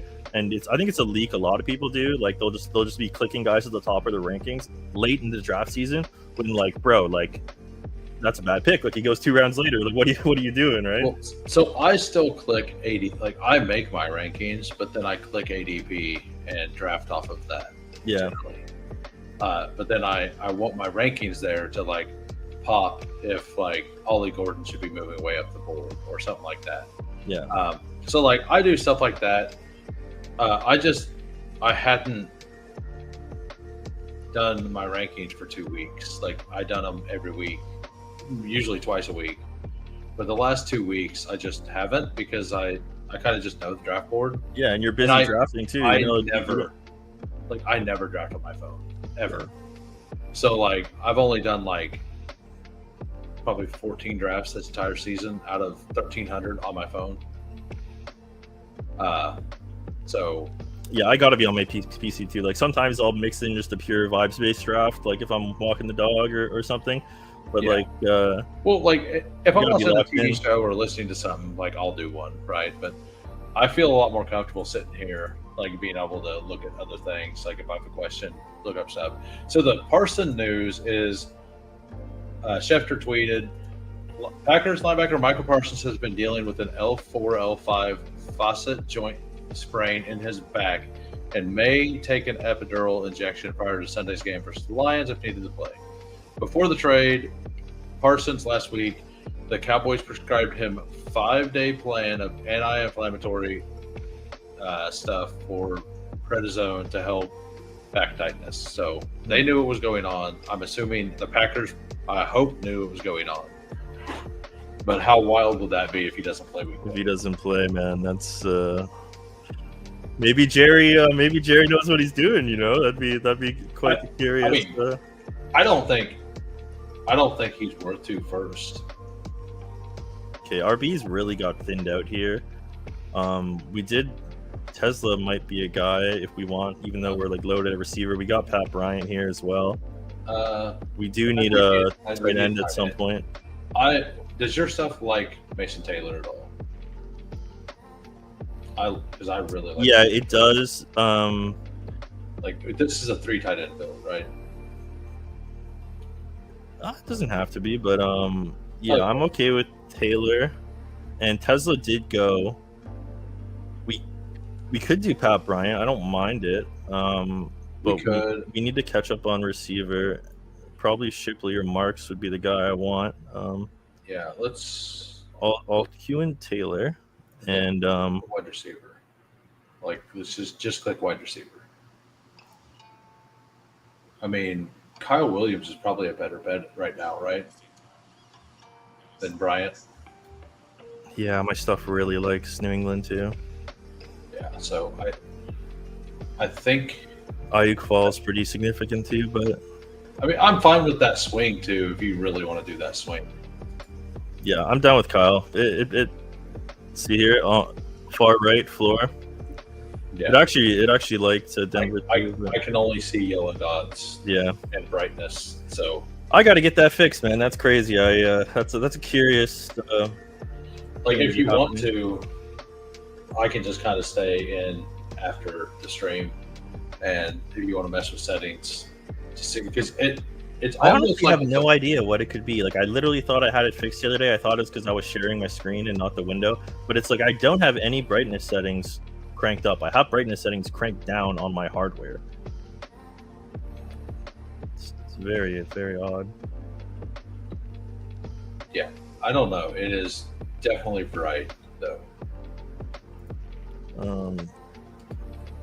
Nightlight. Maybe if I turn the night mode on. That shouldn't change anything, right? Night mode. I don't know. Night mode is like dark mode for on Streamlabs. You mean? No, just like it's like the blue light filter. But it's like it should just be hardware, right? Yeah, it's still bright. Yeah. Yeah. Who knows? It's a mystery for another day. You lie. Who does not know? Parsons rests until the Cowboys matchup. So it's at week 4, I think. Was.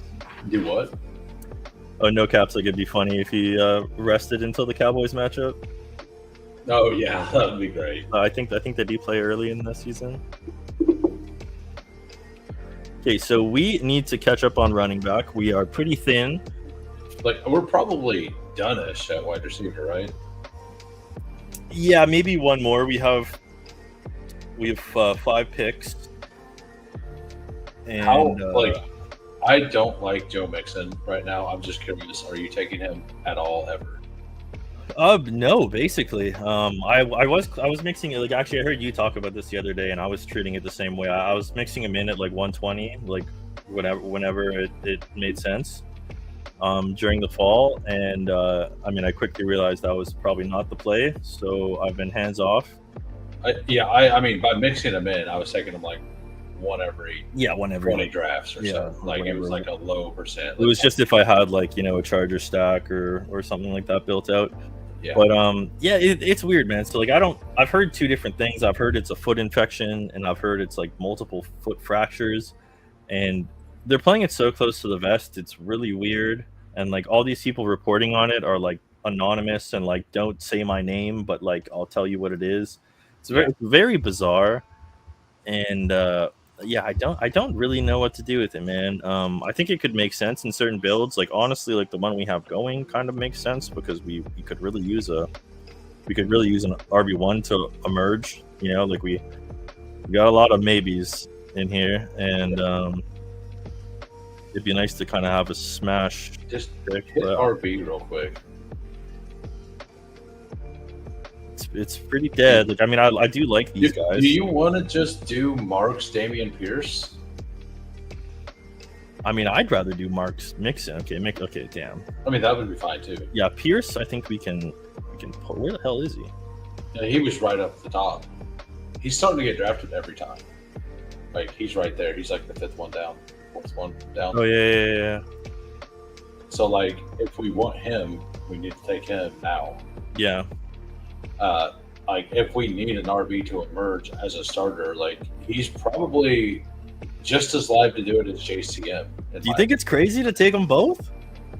I don't. I think that's kind of the bet. Like this is a $2 picks, right? Like, and like with the amount of running backs that have just gone off the board, like I mean, sure I'd like to do Monangai, but I think it's kind of cool.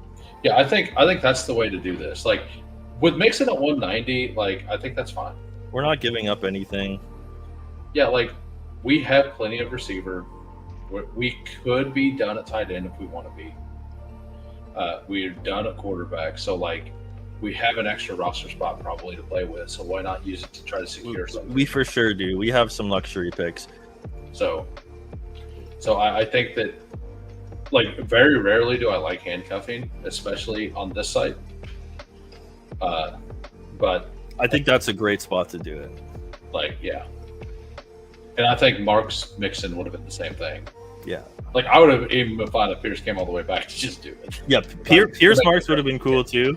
Like we're still making a congruent bet, and yeah, that's fun. That's interesting. That's the first time I've clicked him in a long time, but it could work.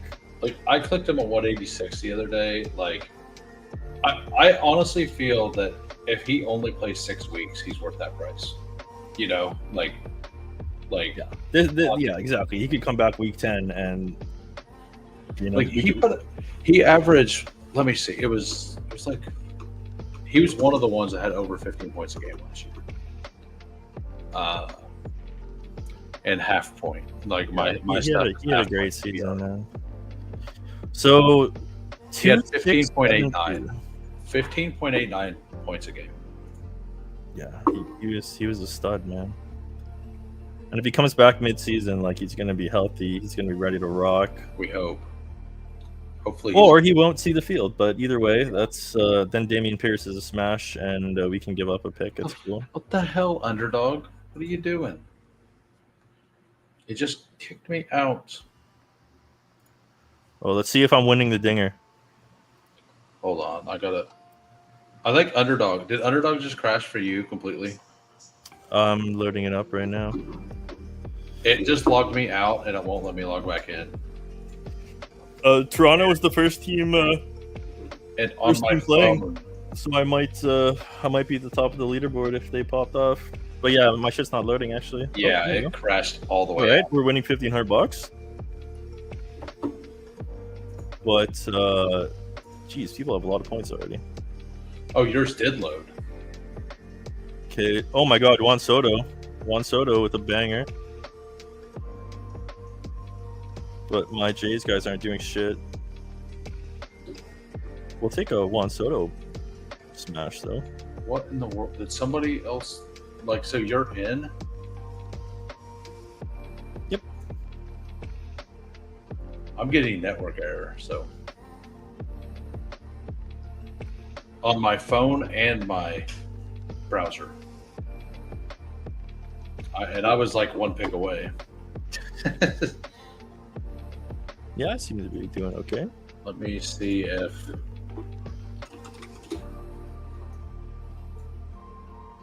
network error. Okay. It's on both browsers as well. Okay. Nothing I can do about that. All right. So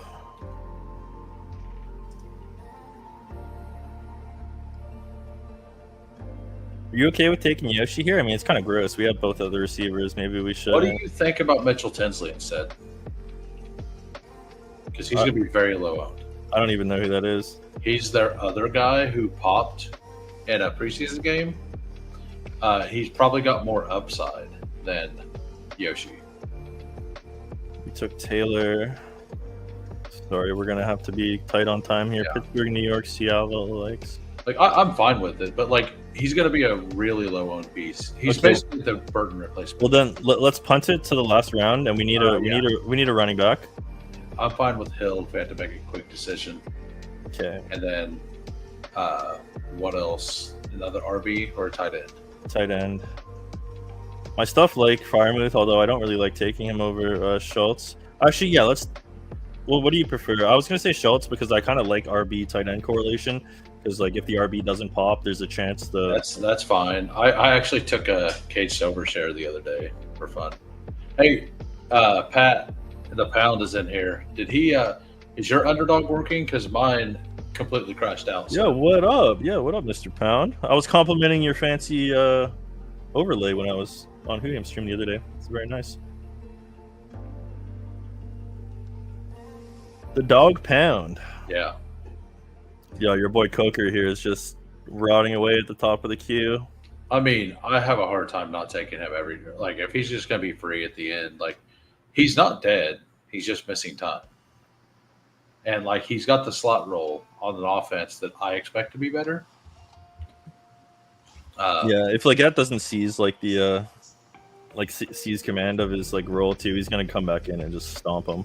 Right, yeah, and like that is like worst case scenario for Coker though is Leggett really looks the part, right?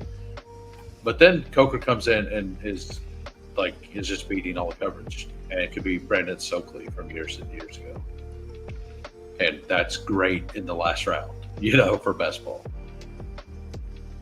Yeah. Okay, so I'm just doing the receivers here real quick. Seattle, Green Bay, New England. I've gotten pretty good at clicking these buttons now. Yeah.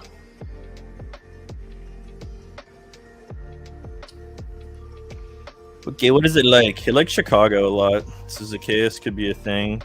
New York Jets punt receiver. And like I wouldn't mind taking a punt on this Chiefs wide receiver. I don't even remember his name, but like because we have the top two options, it's kind of not a congruent bet,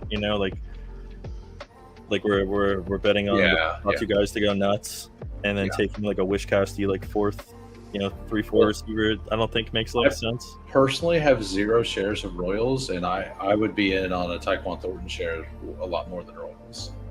Yeah, I have a decent amount. I have a lot of Royals. He was part of my my Rashi fade, especially early. Like he was going to get drafted every time, so he was just staring me in the face every draft. So like the knee tendonitis stuff, like that's the kind of talk we got on CMC last year. It's not good. I've been hands off for a minute on him. Yeah, and like it's not even really reported that heavily. It's just kind of being talked about very quietly. And I'm assuming Zacchaeus went. Yeah, damn.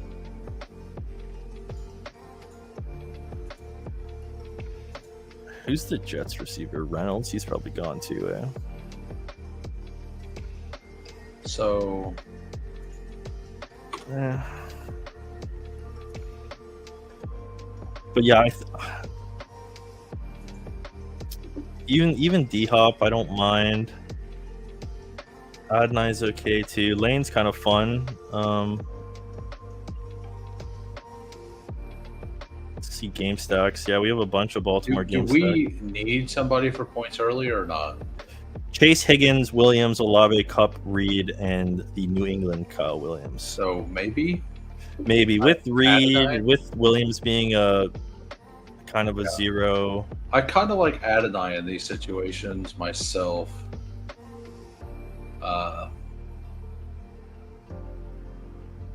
And MVS is on the practice squad, supposedly. I do think they're going to bring him up for the first week. Yeah, they're going to call him up. But we'll see. I've been sprinkling him in too. Ever since our stream, I've been tacking him on. So hopefully. All right, so we'll do Adonai, and what's our backup plan? I think Lane's kind of cool. Even that's fine. I don't mind D-Hop either. I mean, at 240, I've got a pretty big fade on D-Hop, but at 240, it's a good price. Yeah, I think he's just going to be fine. I'm assuming Malik Washington went. He goes early now. Yeah, I thought he did. I don't see him, though. Yeah, here in the 16th. I've been catching up on him. The Coach Speak Index guy absolutely loves Malik Washington, and he was pretty good at sniffing out spots last year. Like he was proven to be pretty right with. He really was, and that's why I'm kind of in on. There was a player like the Drake May stuff, or not the Drake May. There was somebody else we were talking about earlier. He orbits too close to the ship chasing guys. That's yeah.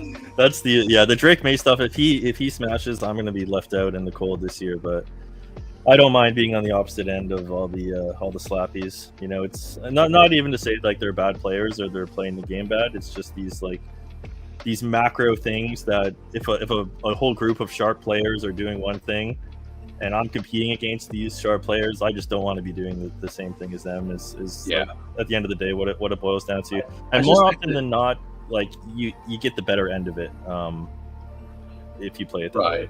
way. The thing is that as much as they pound for Drake May, like at 120, which he's starting to go now, like it's still just a buy. Like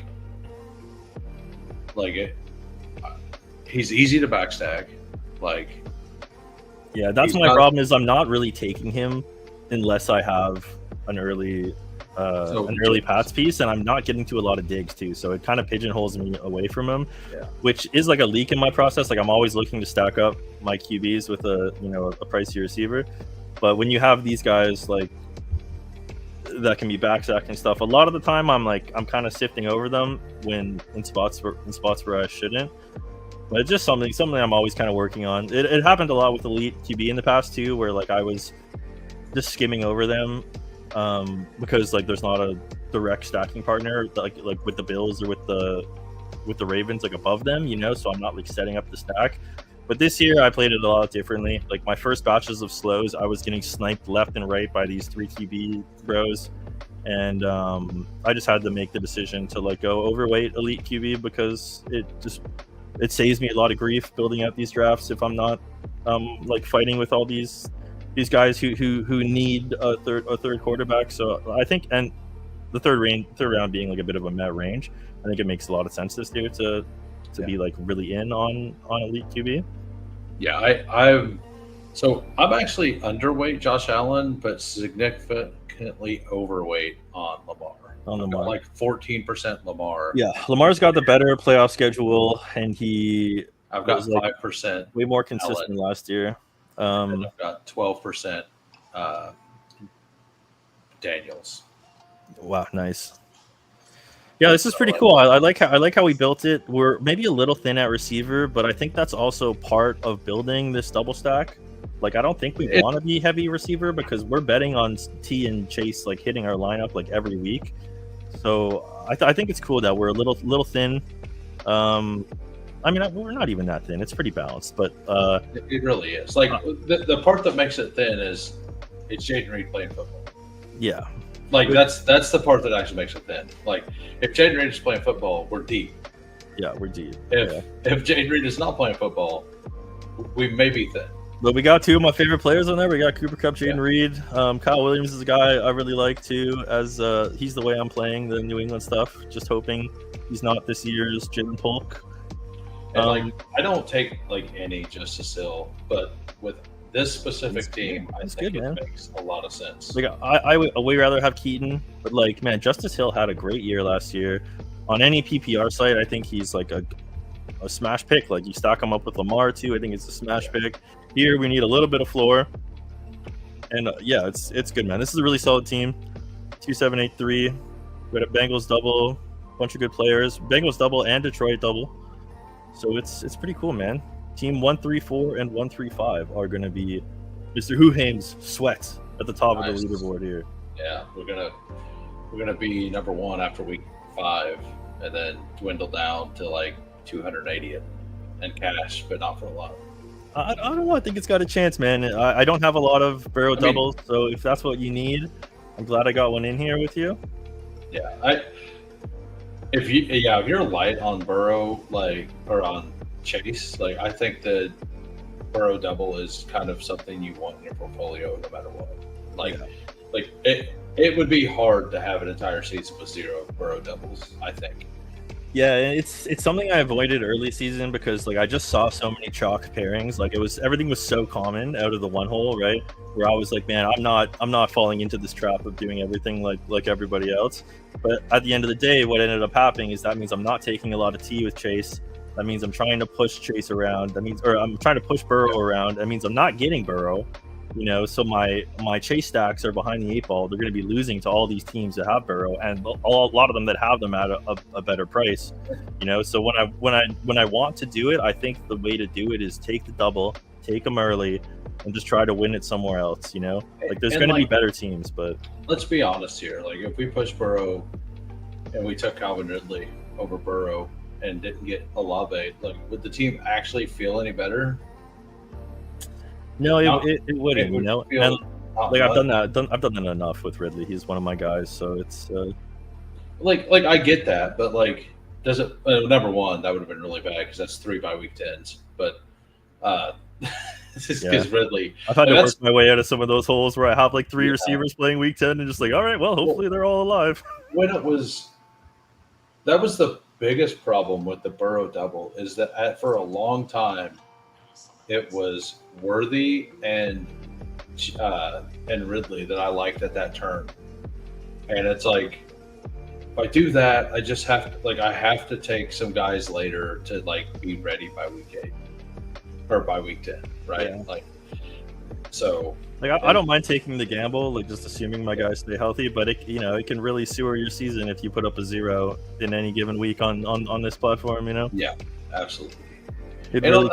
On Underdog, it matters less, but it still matters. Like it still hurts your advanced option. Like if you didn't get first in the pod, like you're generally pretty close with number 3.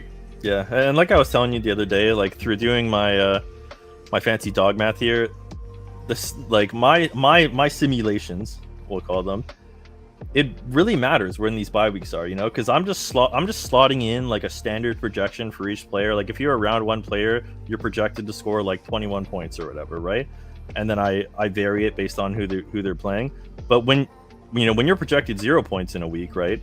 Slotting in anybody that projects a point, moves the needle a lot, and it's honestly pretty shocking. It might be a problem with what I do, but like and I'm not really a bye week pro. I don't really care, but luckily it's built in the stuff I do, and it's really noticeable when you have these bye weeks, when you can target good matchups, when your stud running back has a bye week 5, and I want to know what the best matchups are week 5. Well, it's built into my stuff, right? And it'll pop. Like I don't know. I think it liked Miami, right? So Miami probably has a good matchup week 5, and just building little things like that into your lineup, to me, in my opinion, is how I'm going to get there in the end. Having it all the data built in and ready to go, and I don't need to comb through schedules and make judgment calls. I just I just have it there available to me, and I'm hoping over the long run, over the entirety of the season, over 1,000 drafts, that if enough things get pointed in the right direction, it can help my squad. Wait a minute. Julian just said, yeah, and I didn't even notice. The screen fixed itself. It's interesting. You're right. I didn't even notice that it did that. Super weird. So what did I change? I mean, I did the night mode thing, but that didn't fix it right away. So it just fixed right now? I don't know. Yeah, even this looks normal. Very bizarre. And I can almost read that stuff. Yeah, and so you see here, the background isn't even white; it's gray. So the fact that it's coming off like blinding white, I don't know. Yeah.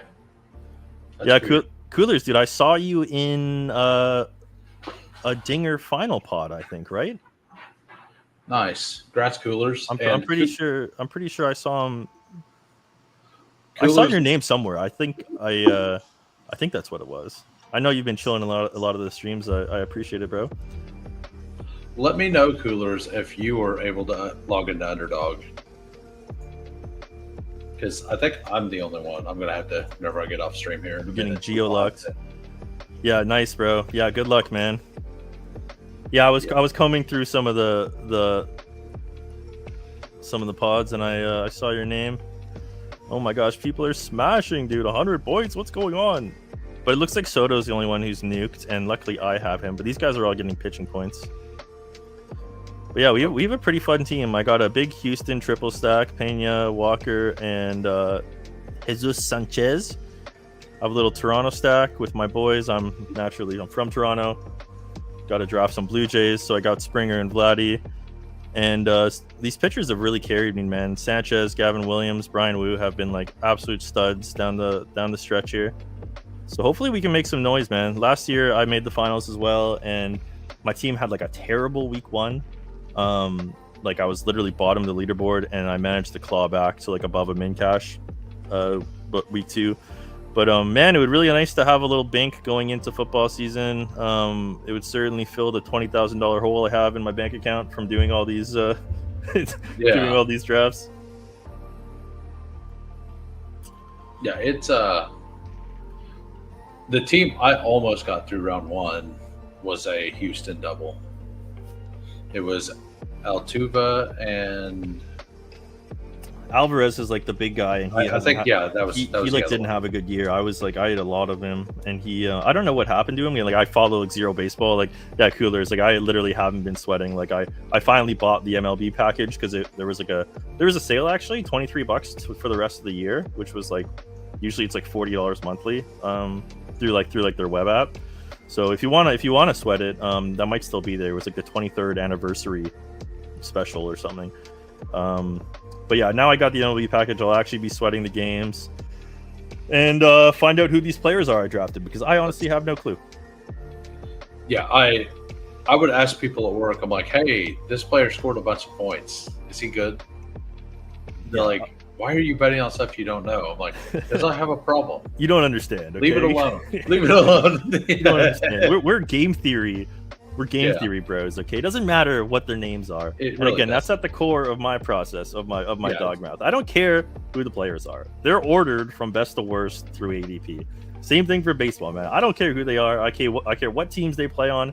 I care who they play against and where they play. And that's honestly more applicable in baseball, because you have like dome effects or like better or like, you know, like like my problem for my original teams is I didn't do research to see who was hurt or not. I just went on ADP. Yeah. So I didn't know. I was just taking some people. And I actually just downloaded Spike Week's rankings because I was subscribed to Spike Week at the time. And I just used it. And I'm like, man, they are like 80 picks ahead on like 7 guys. Yeah, and I'd never use any rankings. Like I think it's just like bad process to trust somebody else's IKB rankings over the market. Yeah, like building your own is one thing, and I think that's good. I think if you can do that well, that can be a huge edge. But I frankly don't think I can do that well. I would base it off strength of schedule, which is like not a firm enough metric to really do any IKB player takes. Right.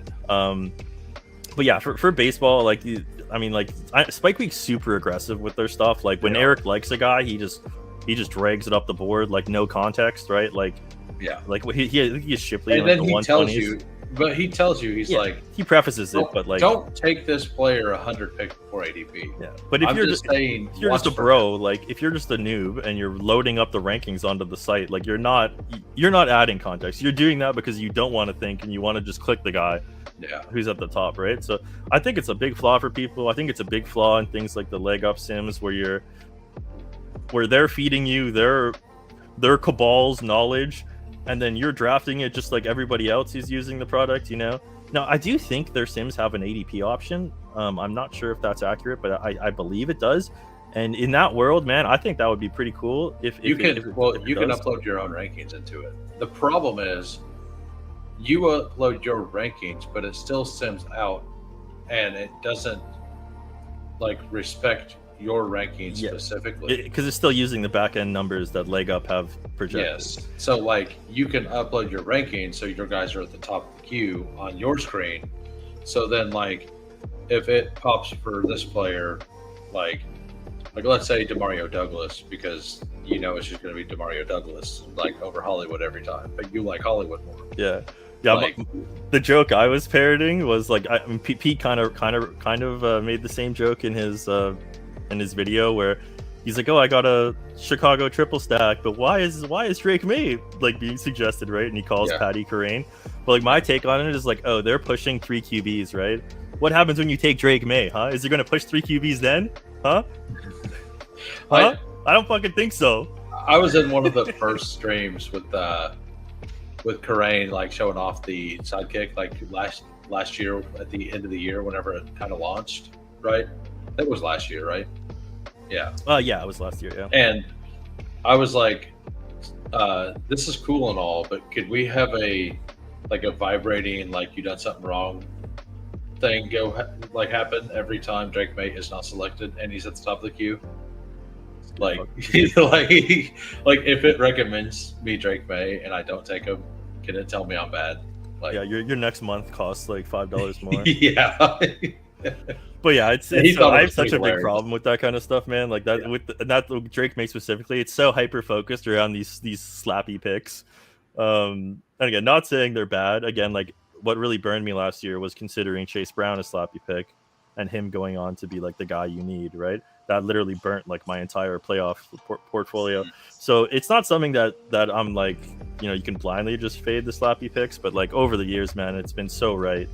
Like this is ancient lore, but back in the Laviska Shenault days, that's when I was first kind of getting into the streets and getting in these discords, and I was in the Deposit Kingdom, and I was just flaming people, just going on rants about how Laviska Shenault's bad at football, and these people are like, you're legit lunatics for clicking him in the 6th round.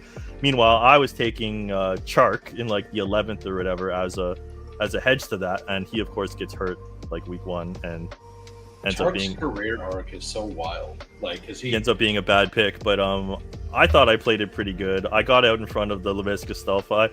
If there's OGs from ship chasing, or not ship chipping, but Deposit Kingdom around, they might remember my ancient tirades about Laviska Shenault. But I'm proudly an anti-slappy, and I don't think I'll be changing anytime soon. I mean, I got to a lot of the players they got to, but it's not because they got to them. Yeah, like at the end of the day, like with Chase Brown, they're just good picks, right? So Well, like Bayshall too, like the first draft I done this year. He's a very Chase Brown-esque comp to this year. The very first draft, I just hit Hall of Fame on this. Dude, I would have jumped in it with you, bro. Fuck. Oh man, I didn't know. Damn. It's okay. I got to catch up on these. I got pick 10. I got we got Hall of Fame. Pretty awesome. So does that mean you get a spin or you get entry to the finals? Yeah, so it's been like, so Hall of Fame, what it is like, it's like your team is still alive to win the whole thing, but yeah, like you're in, like if you advance, you also play in a sprint, and that sprint, only first place of the Hall of Fame teams, because there's probably only going to be like 30 teams in it, but only first place gets some cash, gets that, and it's like like 1.2 Ethereum or something. Like, it's a decent amount. Yeah, it's a nice chunk. Yeah. I got one other one, and it's a 5% chance. So like, if they do 1,000 drafts, right, like that's 100 teams probably in it, I would guess, right? Like, because 5% of the drafts of 1,000 would be 200 team. I guess it'd be 200, right? No. I don't know. I can't do math. Yeah, because it'd be because it's 2 of 10 advance. So of every 100, 20. So then times 10 would be 200. So yeah. Oh, we have a little intrusion here. And then I need to, like, I was hoping to not be able to focus on that and just kind of do the draft so I could talk to Underdog support, because I need to make sure I could stream today on Underdog at least. Dude, Najee cleared for contact, eh?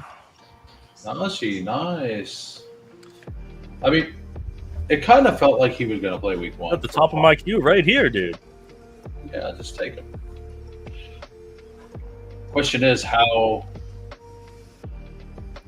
Oh, man, Hartman didn't get in this lobby, and he's been, like, he's got, like, 50 of them to get in. R.I.P. bro. Yeah, I've only got one more left. Actually, so like he gave me a free one or whatever. Yeah. Boris Wagner, he's a G.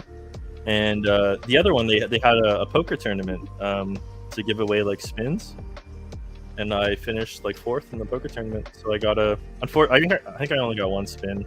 Oh, Hartman got the 101. Oh, Never nice. mind.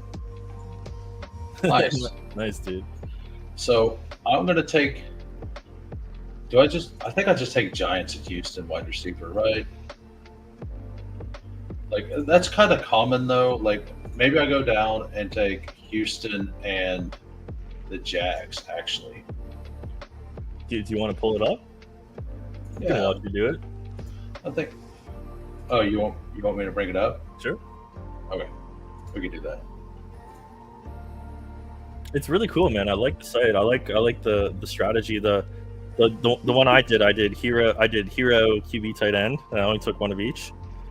I took like Buffalo QB and I took Vegas tight end, and then I like blasted a bunch of wide receiver twos. Yeah. It's up, by the way. Nice. Yeah, and if you just hover over that and click present, it'll swap them, and then you can go back to yours if you want. Yeah, it's telling me I can. Okay. Nice. A little banana draft, little bonus banana draft. Yeah, and so my first one, I got the 101, and this one I get the 110. This is only my second. So there's something going on that site because today I logged in. I went to look through my teams because I got a legendary. Like I won the duck race to get into the legendary draft. So I have one of those, but they have to like manually go in and change the card. So I've been checking, and it's still not changed. I'm sure it'll happen, but like it's like draft 724 is or 726 is the one. But I went to look for it, and I had an additional Hall of Fame draft in my portfolio, and I looked, and I'm like, there's absolutely no way I would draft this mess. So I started looking around, and like I wasn't even in the draft. So I think because you can sell your teams on OpenSea. I think somebody sold their team on OpenSea, and I think it got moved to the wrong account. The wrong wallet. So I messaged Boris, and I'm like, hey, I got a team that is not mine somehow. Curious. Yeah. So, and I'm like, I know I didn't buy it because I've never even logged into OpenSea. I had to Google what it was called, like, so I think it's called OpenSea. I don't know. I'm probably wrong. Yeah, OpenSea is like the NFT marketplace. Yeah. Okay. Yeah. So Hartman, are you allowed to log into Underdog? Like it won't even let me click the login button on my phone.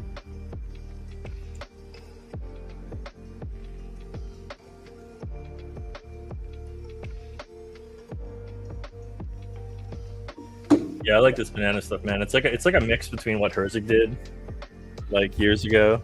Well, Herzig is on the founder board or whatever. No, I didn't know that. Yeah. Because he had that fantasy game with the cards or whatever.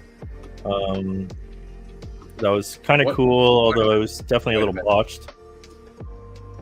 Did it just? Oh, okay. Houston Jackson.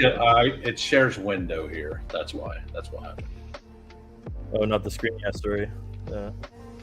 No, I was trying to go do something else, but yeah, we'll just do this, and then after this, I'll log off. I'm going to go live at 4 on my channel. 4 o'clock, nice. But I'm going to go. Are you going to do more bananas during that? I will do one later tonight. I can message you whenever I'm going to enter it. Yeah, because I do have my one to do, so I wouldn't mind jumping in. Yeah. Yeah, I'll let you know whenever I'm going to.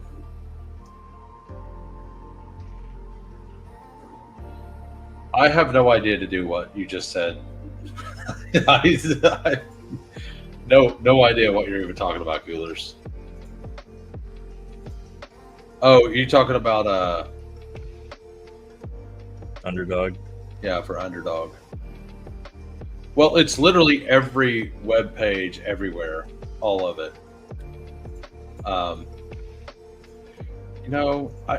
This is probably an okay place to hedge Green Bay wide receiver, like running back. I don't have a lot of them. I could just bet on the Green Bay offense here. I have bye week 10 and 8. Yeah, I think we just do that. We do a Green Bay bet. Yeah. Gets my bye weeks different. Like, I'm good there. I should definitely get 2 decent RBs back. I might be like I generally like to go 3. Like, just if I go 2 wide receivers in the first 2 rounds, I'm just gonna make the bet that they're the guys you need. And Green Bay wide receiver 1, like, if Jordan Love's what we think, like, if that offense, if that team's as good as people think they're gonna be,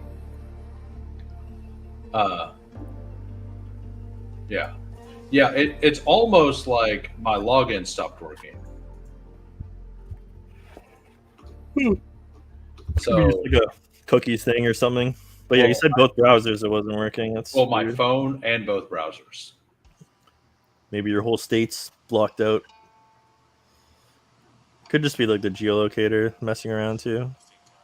I wouldn't do that on my phone. It was geolocator, right?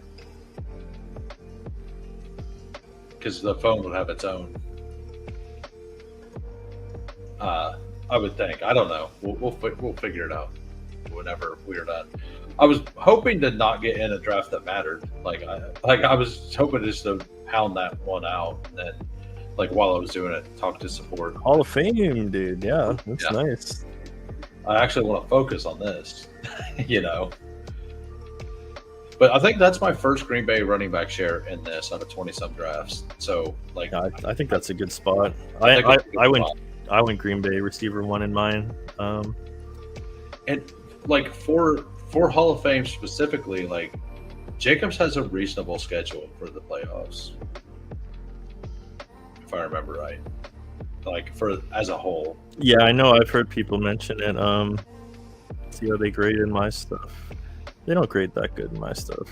They look back. No. But who do they play?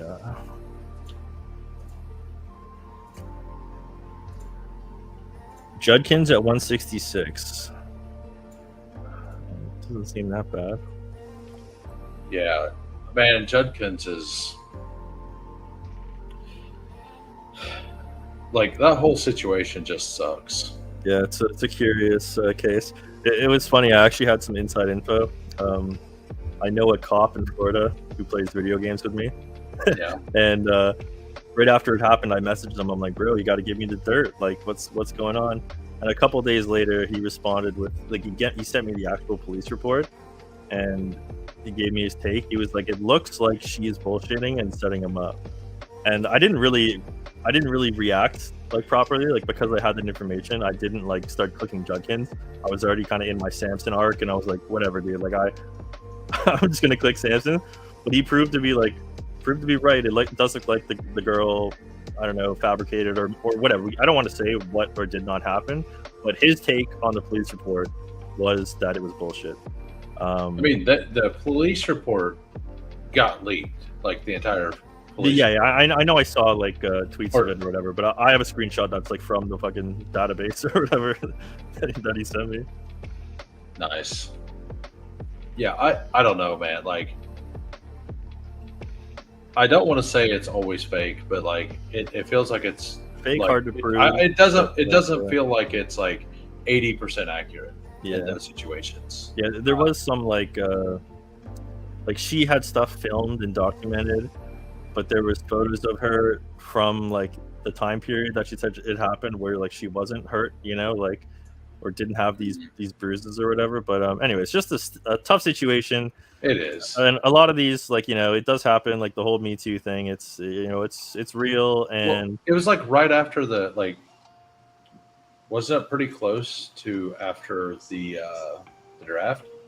Yeah, it was a couple weeks after the draft. Yeah, but it was also before he signed. So sorry, lady. I think you kind of messed up. Homie had like a couple $1,000s to his name when you did that. But anyways, hope she's okay. Hope nothing bad happened. But yeah, like, really an interesting scenario for us basketball players. All that really matters is, like, whoever was in the right, like hopefully is in the right. Yeah. You know, like who? Yeah. And if he did nothing wrong, man, let's get him back on the team. Let's get him playing football. Let's not ruin the guy's career. But like, it doesn't matter anymore. He's got that stain on him forever. Like there are a lot of people who never like him because of that. No matter if it's true. Just like missing camp and stuff, like he's going to be behind the eight ball. Already ruined the career. Like put it at a halt. Like no matter what. Like because he was going to go in, be the RB1, maybe 1A, 1B, but like he was still going to get a chance to be the starter for sure. They put the 36th overall pick on him, right? Like, so yeah, we went ahead and went with New England RB1, who weirdly goes like, yes, there's probably gonna be a committee, so yeah, that's a nice pick. But that's before his ADP. He goes behind like some of those guys. Like his ADP, like the New England RB1 hasn't moved up like it should on this site. Like, because Henderson goes and like this is a completely different ordeal, right? Yeah, but that should bring it way up, Yeah. Right. Yeah, it's an interesting. So yeah, Mossy, I don't know if you've seen this. This is the Spoiled Banana Society crypto best ball tournament. You buy in with Ether, and they have I think eight ETH guaranteed for first place, and there's no cap, so it's like it goes up with all the entries. I've not seen the updated prize pool, but it'll be higher, yeah. But they've updated it, and it's up to 30. It was 28A guaranteed, and now it's up to like if you just log in. Well, ETH pumps a bunch, right? It's it's up to 32 Ethereum. Like because because I was talking to them like, so when you hit your cap, are you thinking about like because they have the guaranteed prize pool, but they don't have limits on how many drafts you can do. So like you can do all the drafts. You can do as much as you want, yeah. So like I was like, once it hits to over that weight, are you gonna do it? Like, are you gonna add to the prize pool? They're like, we've been talking about it, and the prize pool it's 32 Ethereum, I think it was. Let me look. Oh, where's that page? 32.5 now, and first place is still the same. So, and I went to their information, and I'm assuming in their Discord they probably have it listed what the prize pool has changed to. I just haven't been paying attention to it, honestly. 9 hours left. It's 33.3 and growing. 9 hours for mint promo. What's that? So like if you buy drafts, it's mints. Oh. It mints them as drafts, like your Ethereum and did. Yeah, damn. I might have to do that. But like the drafts are still going to be open until kickoff. You just don't get the wheel spin there. But basically they have an unlimited buy two get one promo right now. So for every 10 drafts, you get 5 free and a spin. So if you were to put in basically $400, you'd get 15 drafts. Yeah. Or there's like $450 or whatever. It'd be like 15 drafts. And first prize is 8 Ethereum, which is it's a good 40K, 40K or something, 35, 40K. I don't know what Ethereum is right now, but yeah. So as you see, the wide receivers generally spike higher, so they go earlier.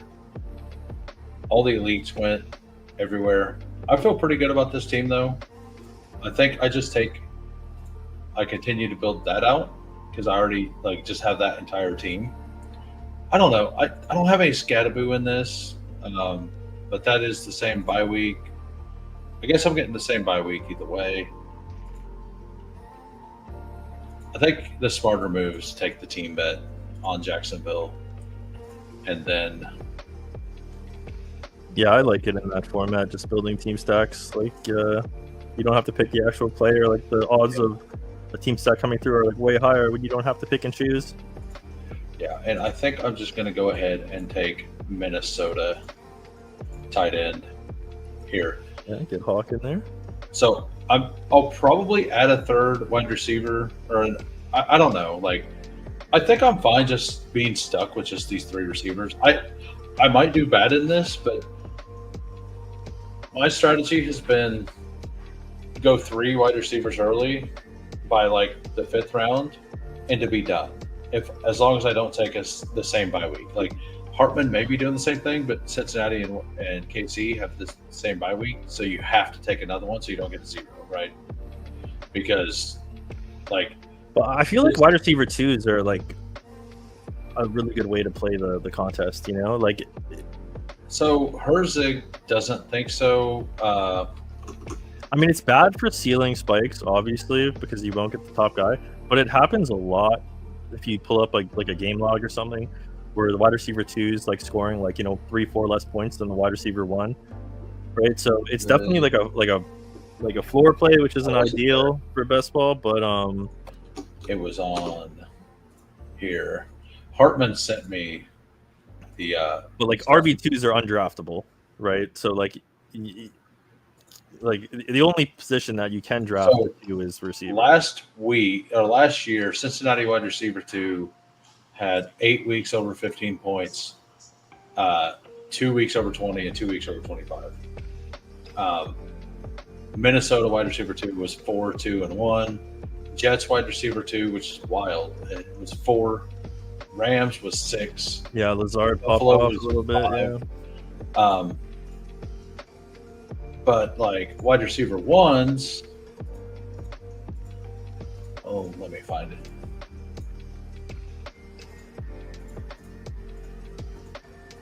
Where in the world is it? Is it this one? Okay. Wide receiver 1s like Pittsburgh, New England, and Buffalo and Arizona were all worse than the wide receiver 2, basically. Yeah.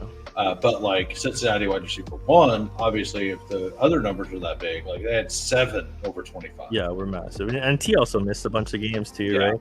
But yeah, any like prolific passing offense, like, well, I think the receiver 2 is a good play. My go-to has been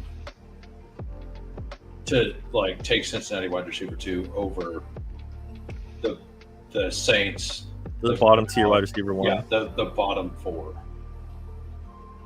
Like the bottom 4 or 5. Like I kind of like Cincinnati wide receiver. And especially if you get it stacked up, man, I think that's awesome. And I think that a good way to hedge against the Jamar Chase teams or the Cincinnati wide receiver 1 teams are to, and we'll see if this is right. Like there's a world which Jamar Chase scores 33 points and T. Higgins scores 27 points, but Joe Burrow absolutely kills it.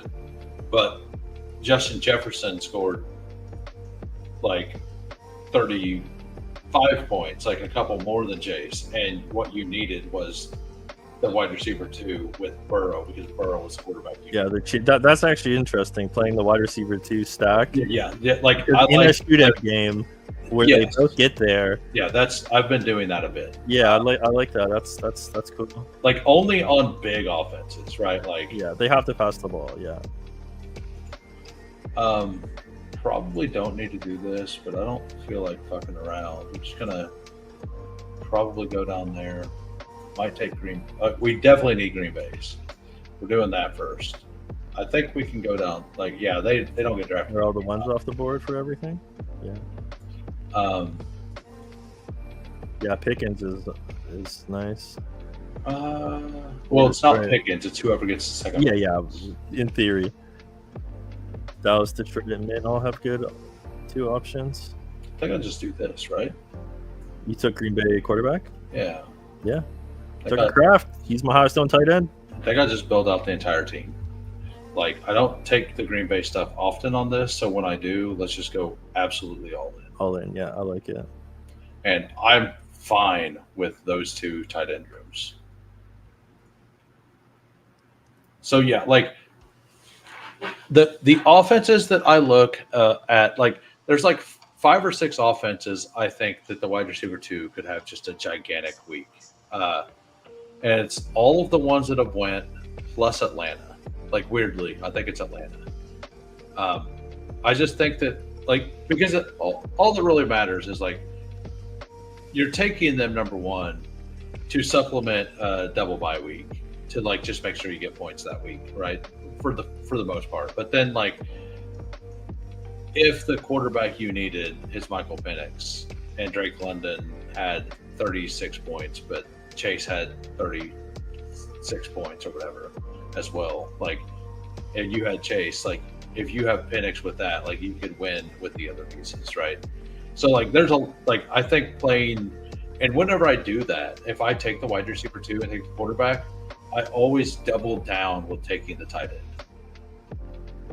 Like, I think that's how you have to play it if you take the wide receiver. If it's like because you're betting on the passing game as a whole, and like you're betting on the random 5 touchdown game, or the 4 touchdown game, to where one guy, all 4 of them get 1 touchdown, right? Yeah, take the whole stack. I agree. And then, like, because if you're not going to have the one, but you're going to take the quarterback, the only way that is a feasible thing to do is to take the wide receiver 2 and the tight end, or the running back with the tight end, or something like that. Like, you need 2 of the other pieces, in my eyes. I mean, like, if it's a Drake May or a Jade Daniels or Jalen Hurts, like, you can do whatever. What are you doing for defense? You go 3? I like the 3. Like, I've gotten to where I take Pittsburgh all the time because they play the Browns week 17. I also take the Browns a lot because they play Pittsburgh week 17. So, like, but like, Houston is like kind of disrespected as an offense. But what I've also been doing is I just take defenses of the running backs I have. Yeah, just correlate them. I build out game script. Like, and in this, I'm not building out a Green Bay defense because I have all the other pieces. I'm not going to build out a Jacksonville one.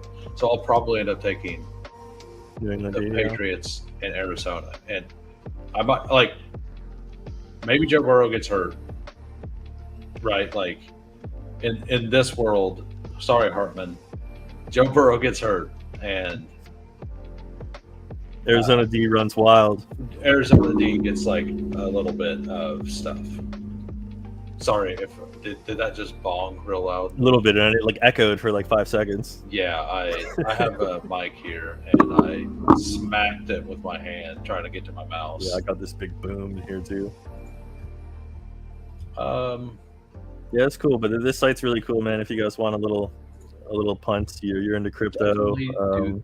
Want to play a cool format? It's honestly really neat, and I wish I should have bought some damn ETH right away when it was like 2,200 or whatever. But now it's doubled, so the cost of entry is a little more. But crypto keeps pumping, the prize pool could get pretty crazy, and it's a nice hedge for a guy like me who's been selling crypto to gamble on fantasy football. So good to do both at once.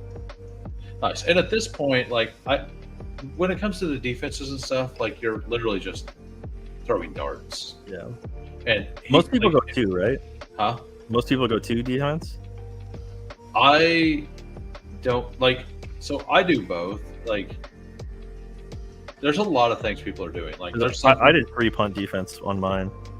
That I kind of like I don't even mind like a decent defense with 3, because you're just shooting.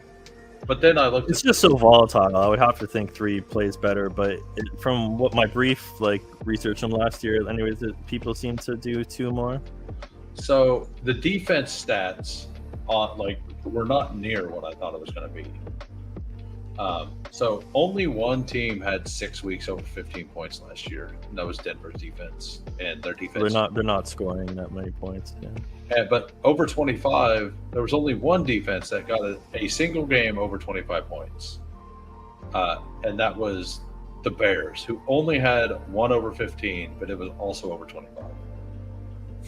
Interesting. So yeah, that would lead credence to going thinner at the position. Yeah. So yeah. But I do think that, like, let's look back at that. Arizona didn't have any. That's wild, because I was thinking the return game would matter a bit. And they had DJ Jallis returned the first touchdown of all time, right, to the of the new kickoff last year. So, and that's one of the reasons I've been on New England. And they play Fields or whoever they trot out. You get the Trevion double stack. No, that's the thing. Like the problem is that it does say receiving touchdown or rushing touchdown. So if you get that, yeah, it probably doesn't count for your running back. It doesn't count double. Yeah, and sometimes there's distinction between like kickoffs and punts too. I know it's like finicky site to site, but Hartman's building a team very close to what I did earlier today. The team I built earlier today was here. I took the Rams, and then I took Baltimore running back fell to me, actually. And then I went KC and then Denver, and then KC, Denver running back. So I got all of it, and then both quarterbacks, and then actually Pittsburgh defense. So like that was the team I built out earlier today. So I got 2 quarterbacks. I think I just want to build out like the defense here. Just go ahead and take Arizona. Like nobody ever takes Arizona though, so probably don't need to. But I want a random wide receiver too. Minnesota's good. Miami's good. Yeah, even Jacks, they're all good. Well, not. I wouldn't do. I think I want to. Did you get Jacks QB? I did. Yeah, for sure. Then I think I do that because I went with the tight end on the other squad. So I think that I just do this. And WFO, what's up, Shrek? What's up? He's a WoW homie coming in, checking up on me. I appreciate it. He? World of Warcraft. Were you classic or? I am a classic Andy, good sir. Yes, one of the best hunters in the world. Dare I say? You were. I am. Nice. Present day. Oh, you still play? Yeah, unfortunately, it's a 20-year-old addiction that I can't kick. Yeah, we'll just do that, and then we'll figure out what we want to do at the end. Like I couldn't ever. I would get to the end game, and then like look for a guild, and I could never find a guild that would like actually do stuff. And the ones that would do stuff were very demanding on you have to be here now, kind of stuff. Yeah, so, like the end game rating is a lot of like elitism and stuff. Yeah, I'm fortunate. I've been in a guild called Wood Department, who's kind of infamous around the scene, where like we've been playing the game a long time, and just kind of like we're the assholes on the servers, like bullying people and not causing a ruckus, but it's fun because we get to go around and make everybody hate us. So it's nice. It's fun, man. We just like world PvP and do our best to be a nuisance. So it's fun. I've been enjoying playing with these guys. Yeah, one of my buddies, like he plays EverQuest still, like the original. Wow, yeah. I never touched that game, but that's what WoW is essentially based on. Yeah, was they took like old EverQuest devs and like the original WoW devs like played EverQuest, and there's a lot of similarities between the two games. Yeah. So with this team, I'm kind of wide open to do whatever. I could go with their defense. I could take Stroud.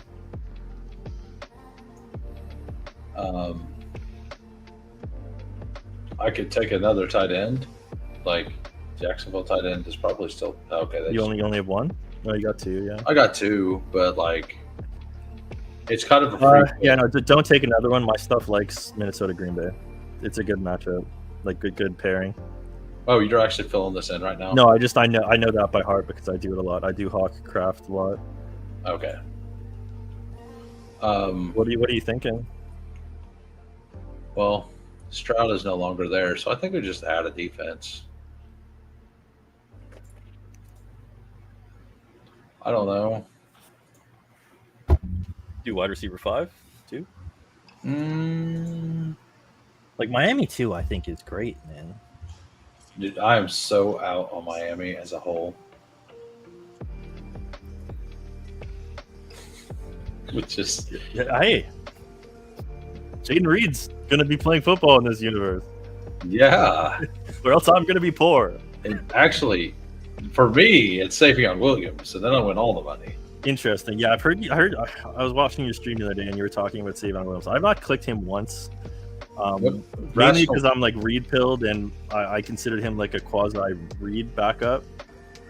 But I mean, Jaden Reed's the reason I click Savion Williams. Yeah, so two sides of the same coin, but my side of the coin, the guy's in a walking boot, and I'm and I'm down 20% on a guy who already cost me $150,000. So I'm chasing losses here, and Savion might be a guy I'm adding. What do you think about Christian Watson? He's also a guy I've mixed in like 2 or 3 times. He's like ahead of schedule. He's supposed to come back week 5 or 6. They're saying like I don't buy it, but like if he does, number one, like is he really healthy? And number two, I think we just go ahead and do it. I think we just go all mega in. stack. Green Bay gets the dub. They're the team you need. Absolutely gigantic Green Bay and Jacksonville. And HOOHAMES got 8 ETH to splash in NFTs at the top of the bull market to lose it all. To give it all back. Yeah, all of it back. I probably should have just taken another random quarterback. Like I did. I think I wanted Stroud if he came back. No, I like adding the receivers, man. Like you're starting 3 plus a flex. No, you only start 2. 2 plus flex. Yeah, 2 plus flex. That's why I'm fine. Gotcha. Yeah. That's still okay though.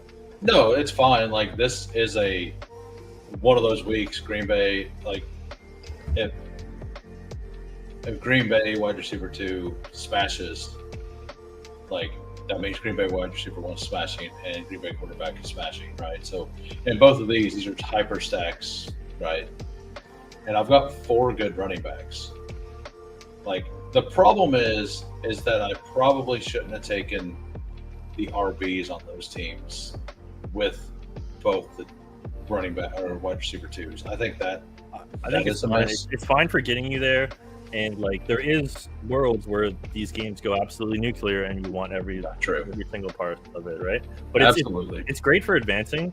And at the end of the day, that really is the hardest part of best ball is advancing. The winning in the playoff weeks is not something anyone can control.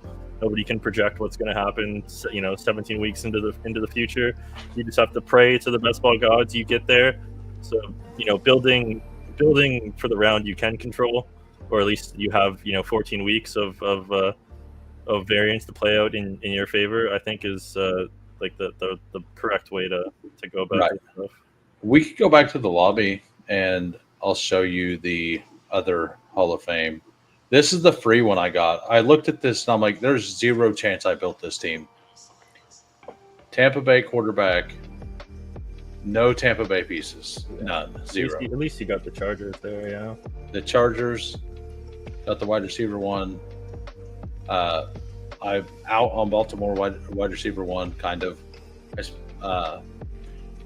I've not taken a single share of Saquon in this whole thing. So like, when Saquon runs rampant on the league again, you're going to be thankful. Yeah, I mean, if it happens, it happens. Like it happened last year. I'm alive. Like a couple flesh wounds, but I'm not feeling very. Like it wasn't great, but I survived. Yeah. What was annoying about that is that I was heavy into Saquon. I was taking a lot of Saquon, but I kind of made that format dependent split where I was doing it on Underdog and like not doing it on Drafters as much. So like I think I was like whatever, like 1.5x the field on Drafters, but it meant just I just was just getting too cute, taking too many receivers. And I mean, he was good on Underdog. Unfortunately, I didn't really like. He kind of had a lull and like 15 or something, so I didn't really get much through. And on DraftKings, man, I did 2 555s. Both of them had Saquon, and they both finished in the 3rd in their pods. It was a pretty brutal run out for me being a Saquon bull and not really having much to show for it. But I'm ready to do it again this year. So we'll kick it. We'll give it another chance. Nice. So this is the other Hall of Fame. I love this team, but it was also a 1-on-1. No, it wasn't. It was a Detroit RB. Like, so I'm thin at running back, very thin, but I love the team. Cincinnati QB, Atlanta QB, Carolina QB. I did Carolina because I think he's going to be low owned. Detroit RB, Tennessee RB carrying it because I'm huge into Tennessee RB, and then just a couple RB2s that I think will be semi-productive this season in Tampa Bay and Denver, like just to get me there. Like the playoff weeks, I need the other two, but then Atlanta, San Francisco, Carolina, and Cincinnati wide receiver 2. Like so, I'm going to flex. My wide receivers are really good with elite tight end. I'm fully into that with Cincinnati tight end as well. Yeah, so I'm fully into that game. Yeah, that's sick. This one's really fun. And then Pittsburgh, KC. So like I'm thin at RB here. Usually where I got so the Cincinnati quarterback wasn't a plan. The plan was to take another RB1, but he just showed up there. And all of them went before they usually do. Like it's like a 75% chance that like from the pick I was at, because I was at the 7, that in that extra round, I think it's the 7. And RB1 will make it back to you. RB1 will make it back. Yeah. It's like 75% of the time that they. Yeah. I think these rooms play way more like room dependent, like it really matters if there's a positional run here, because getting locked out of like that last RB1 or wide receiver 1 is like really impactful. Because if that was New York Giants RB1 here and it wasn't Cincinnati and I had just those 2 quarterbacks and then I added in like Purdy instead, right? Like the next round I took Purdy instead of taking these crap running backs, like. And that's just to survive. I was like, well, I just have to survive a running back, so I'm going to do that. I just moved down the board because, like, San Francisco RB2 goes really high, but, like, I will never take San Francisco RB2. Like, they don't use 2 backs. They use a. Yeah, it seems silly. I mean, there's a bit more run for it to happen this year, consider like whatever Lightning is worked a little bit coming off injury, and they traded for an RB2. But in general. I mean, you can't really be taking any RB2 off the board. It's like punting, Yeah, no, these were like last 2 rounds. But like, Bucky and Rashad had a couple 15-point full PPR games. And it is PPR, yeah. So I like that. So, and Denver, I could see Dolphins getting it like a couple 10 or 11-point games, right? Like nothing big. All right. Well, Mr. Hume, I think we better wrap this up here. You got to stream. In an hour, 20 minutes, live on HOOHAMES channel. No, you guys can keep. It's an hour. Oh, sorry, I'm on East. Hour 20 minutes. Nice. Good little rest I have to get a hold of Underdog and figure out what's going on. Yeah, we got you locked out.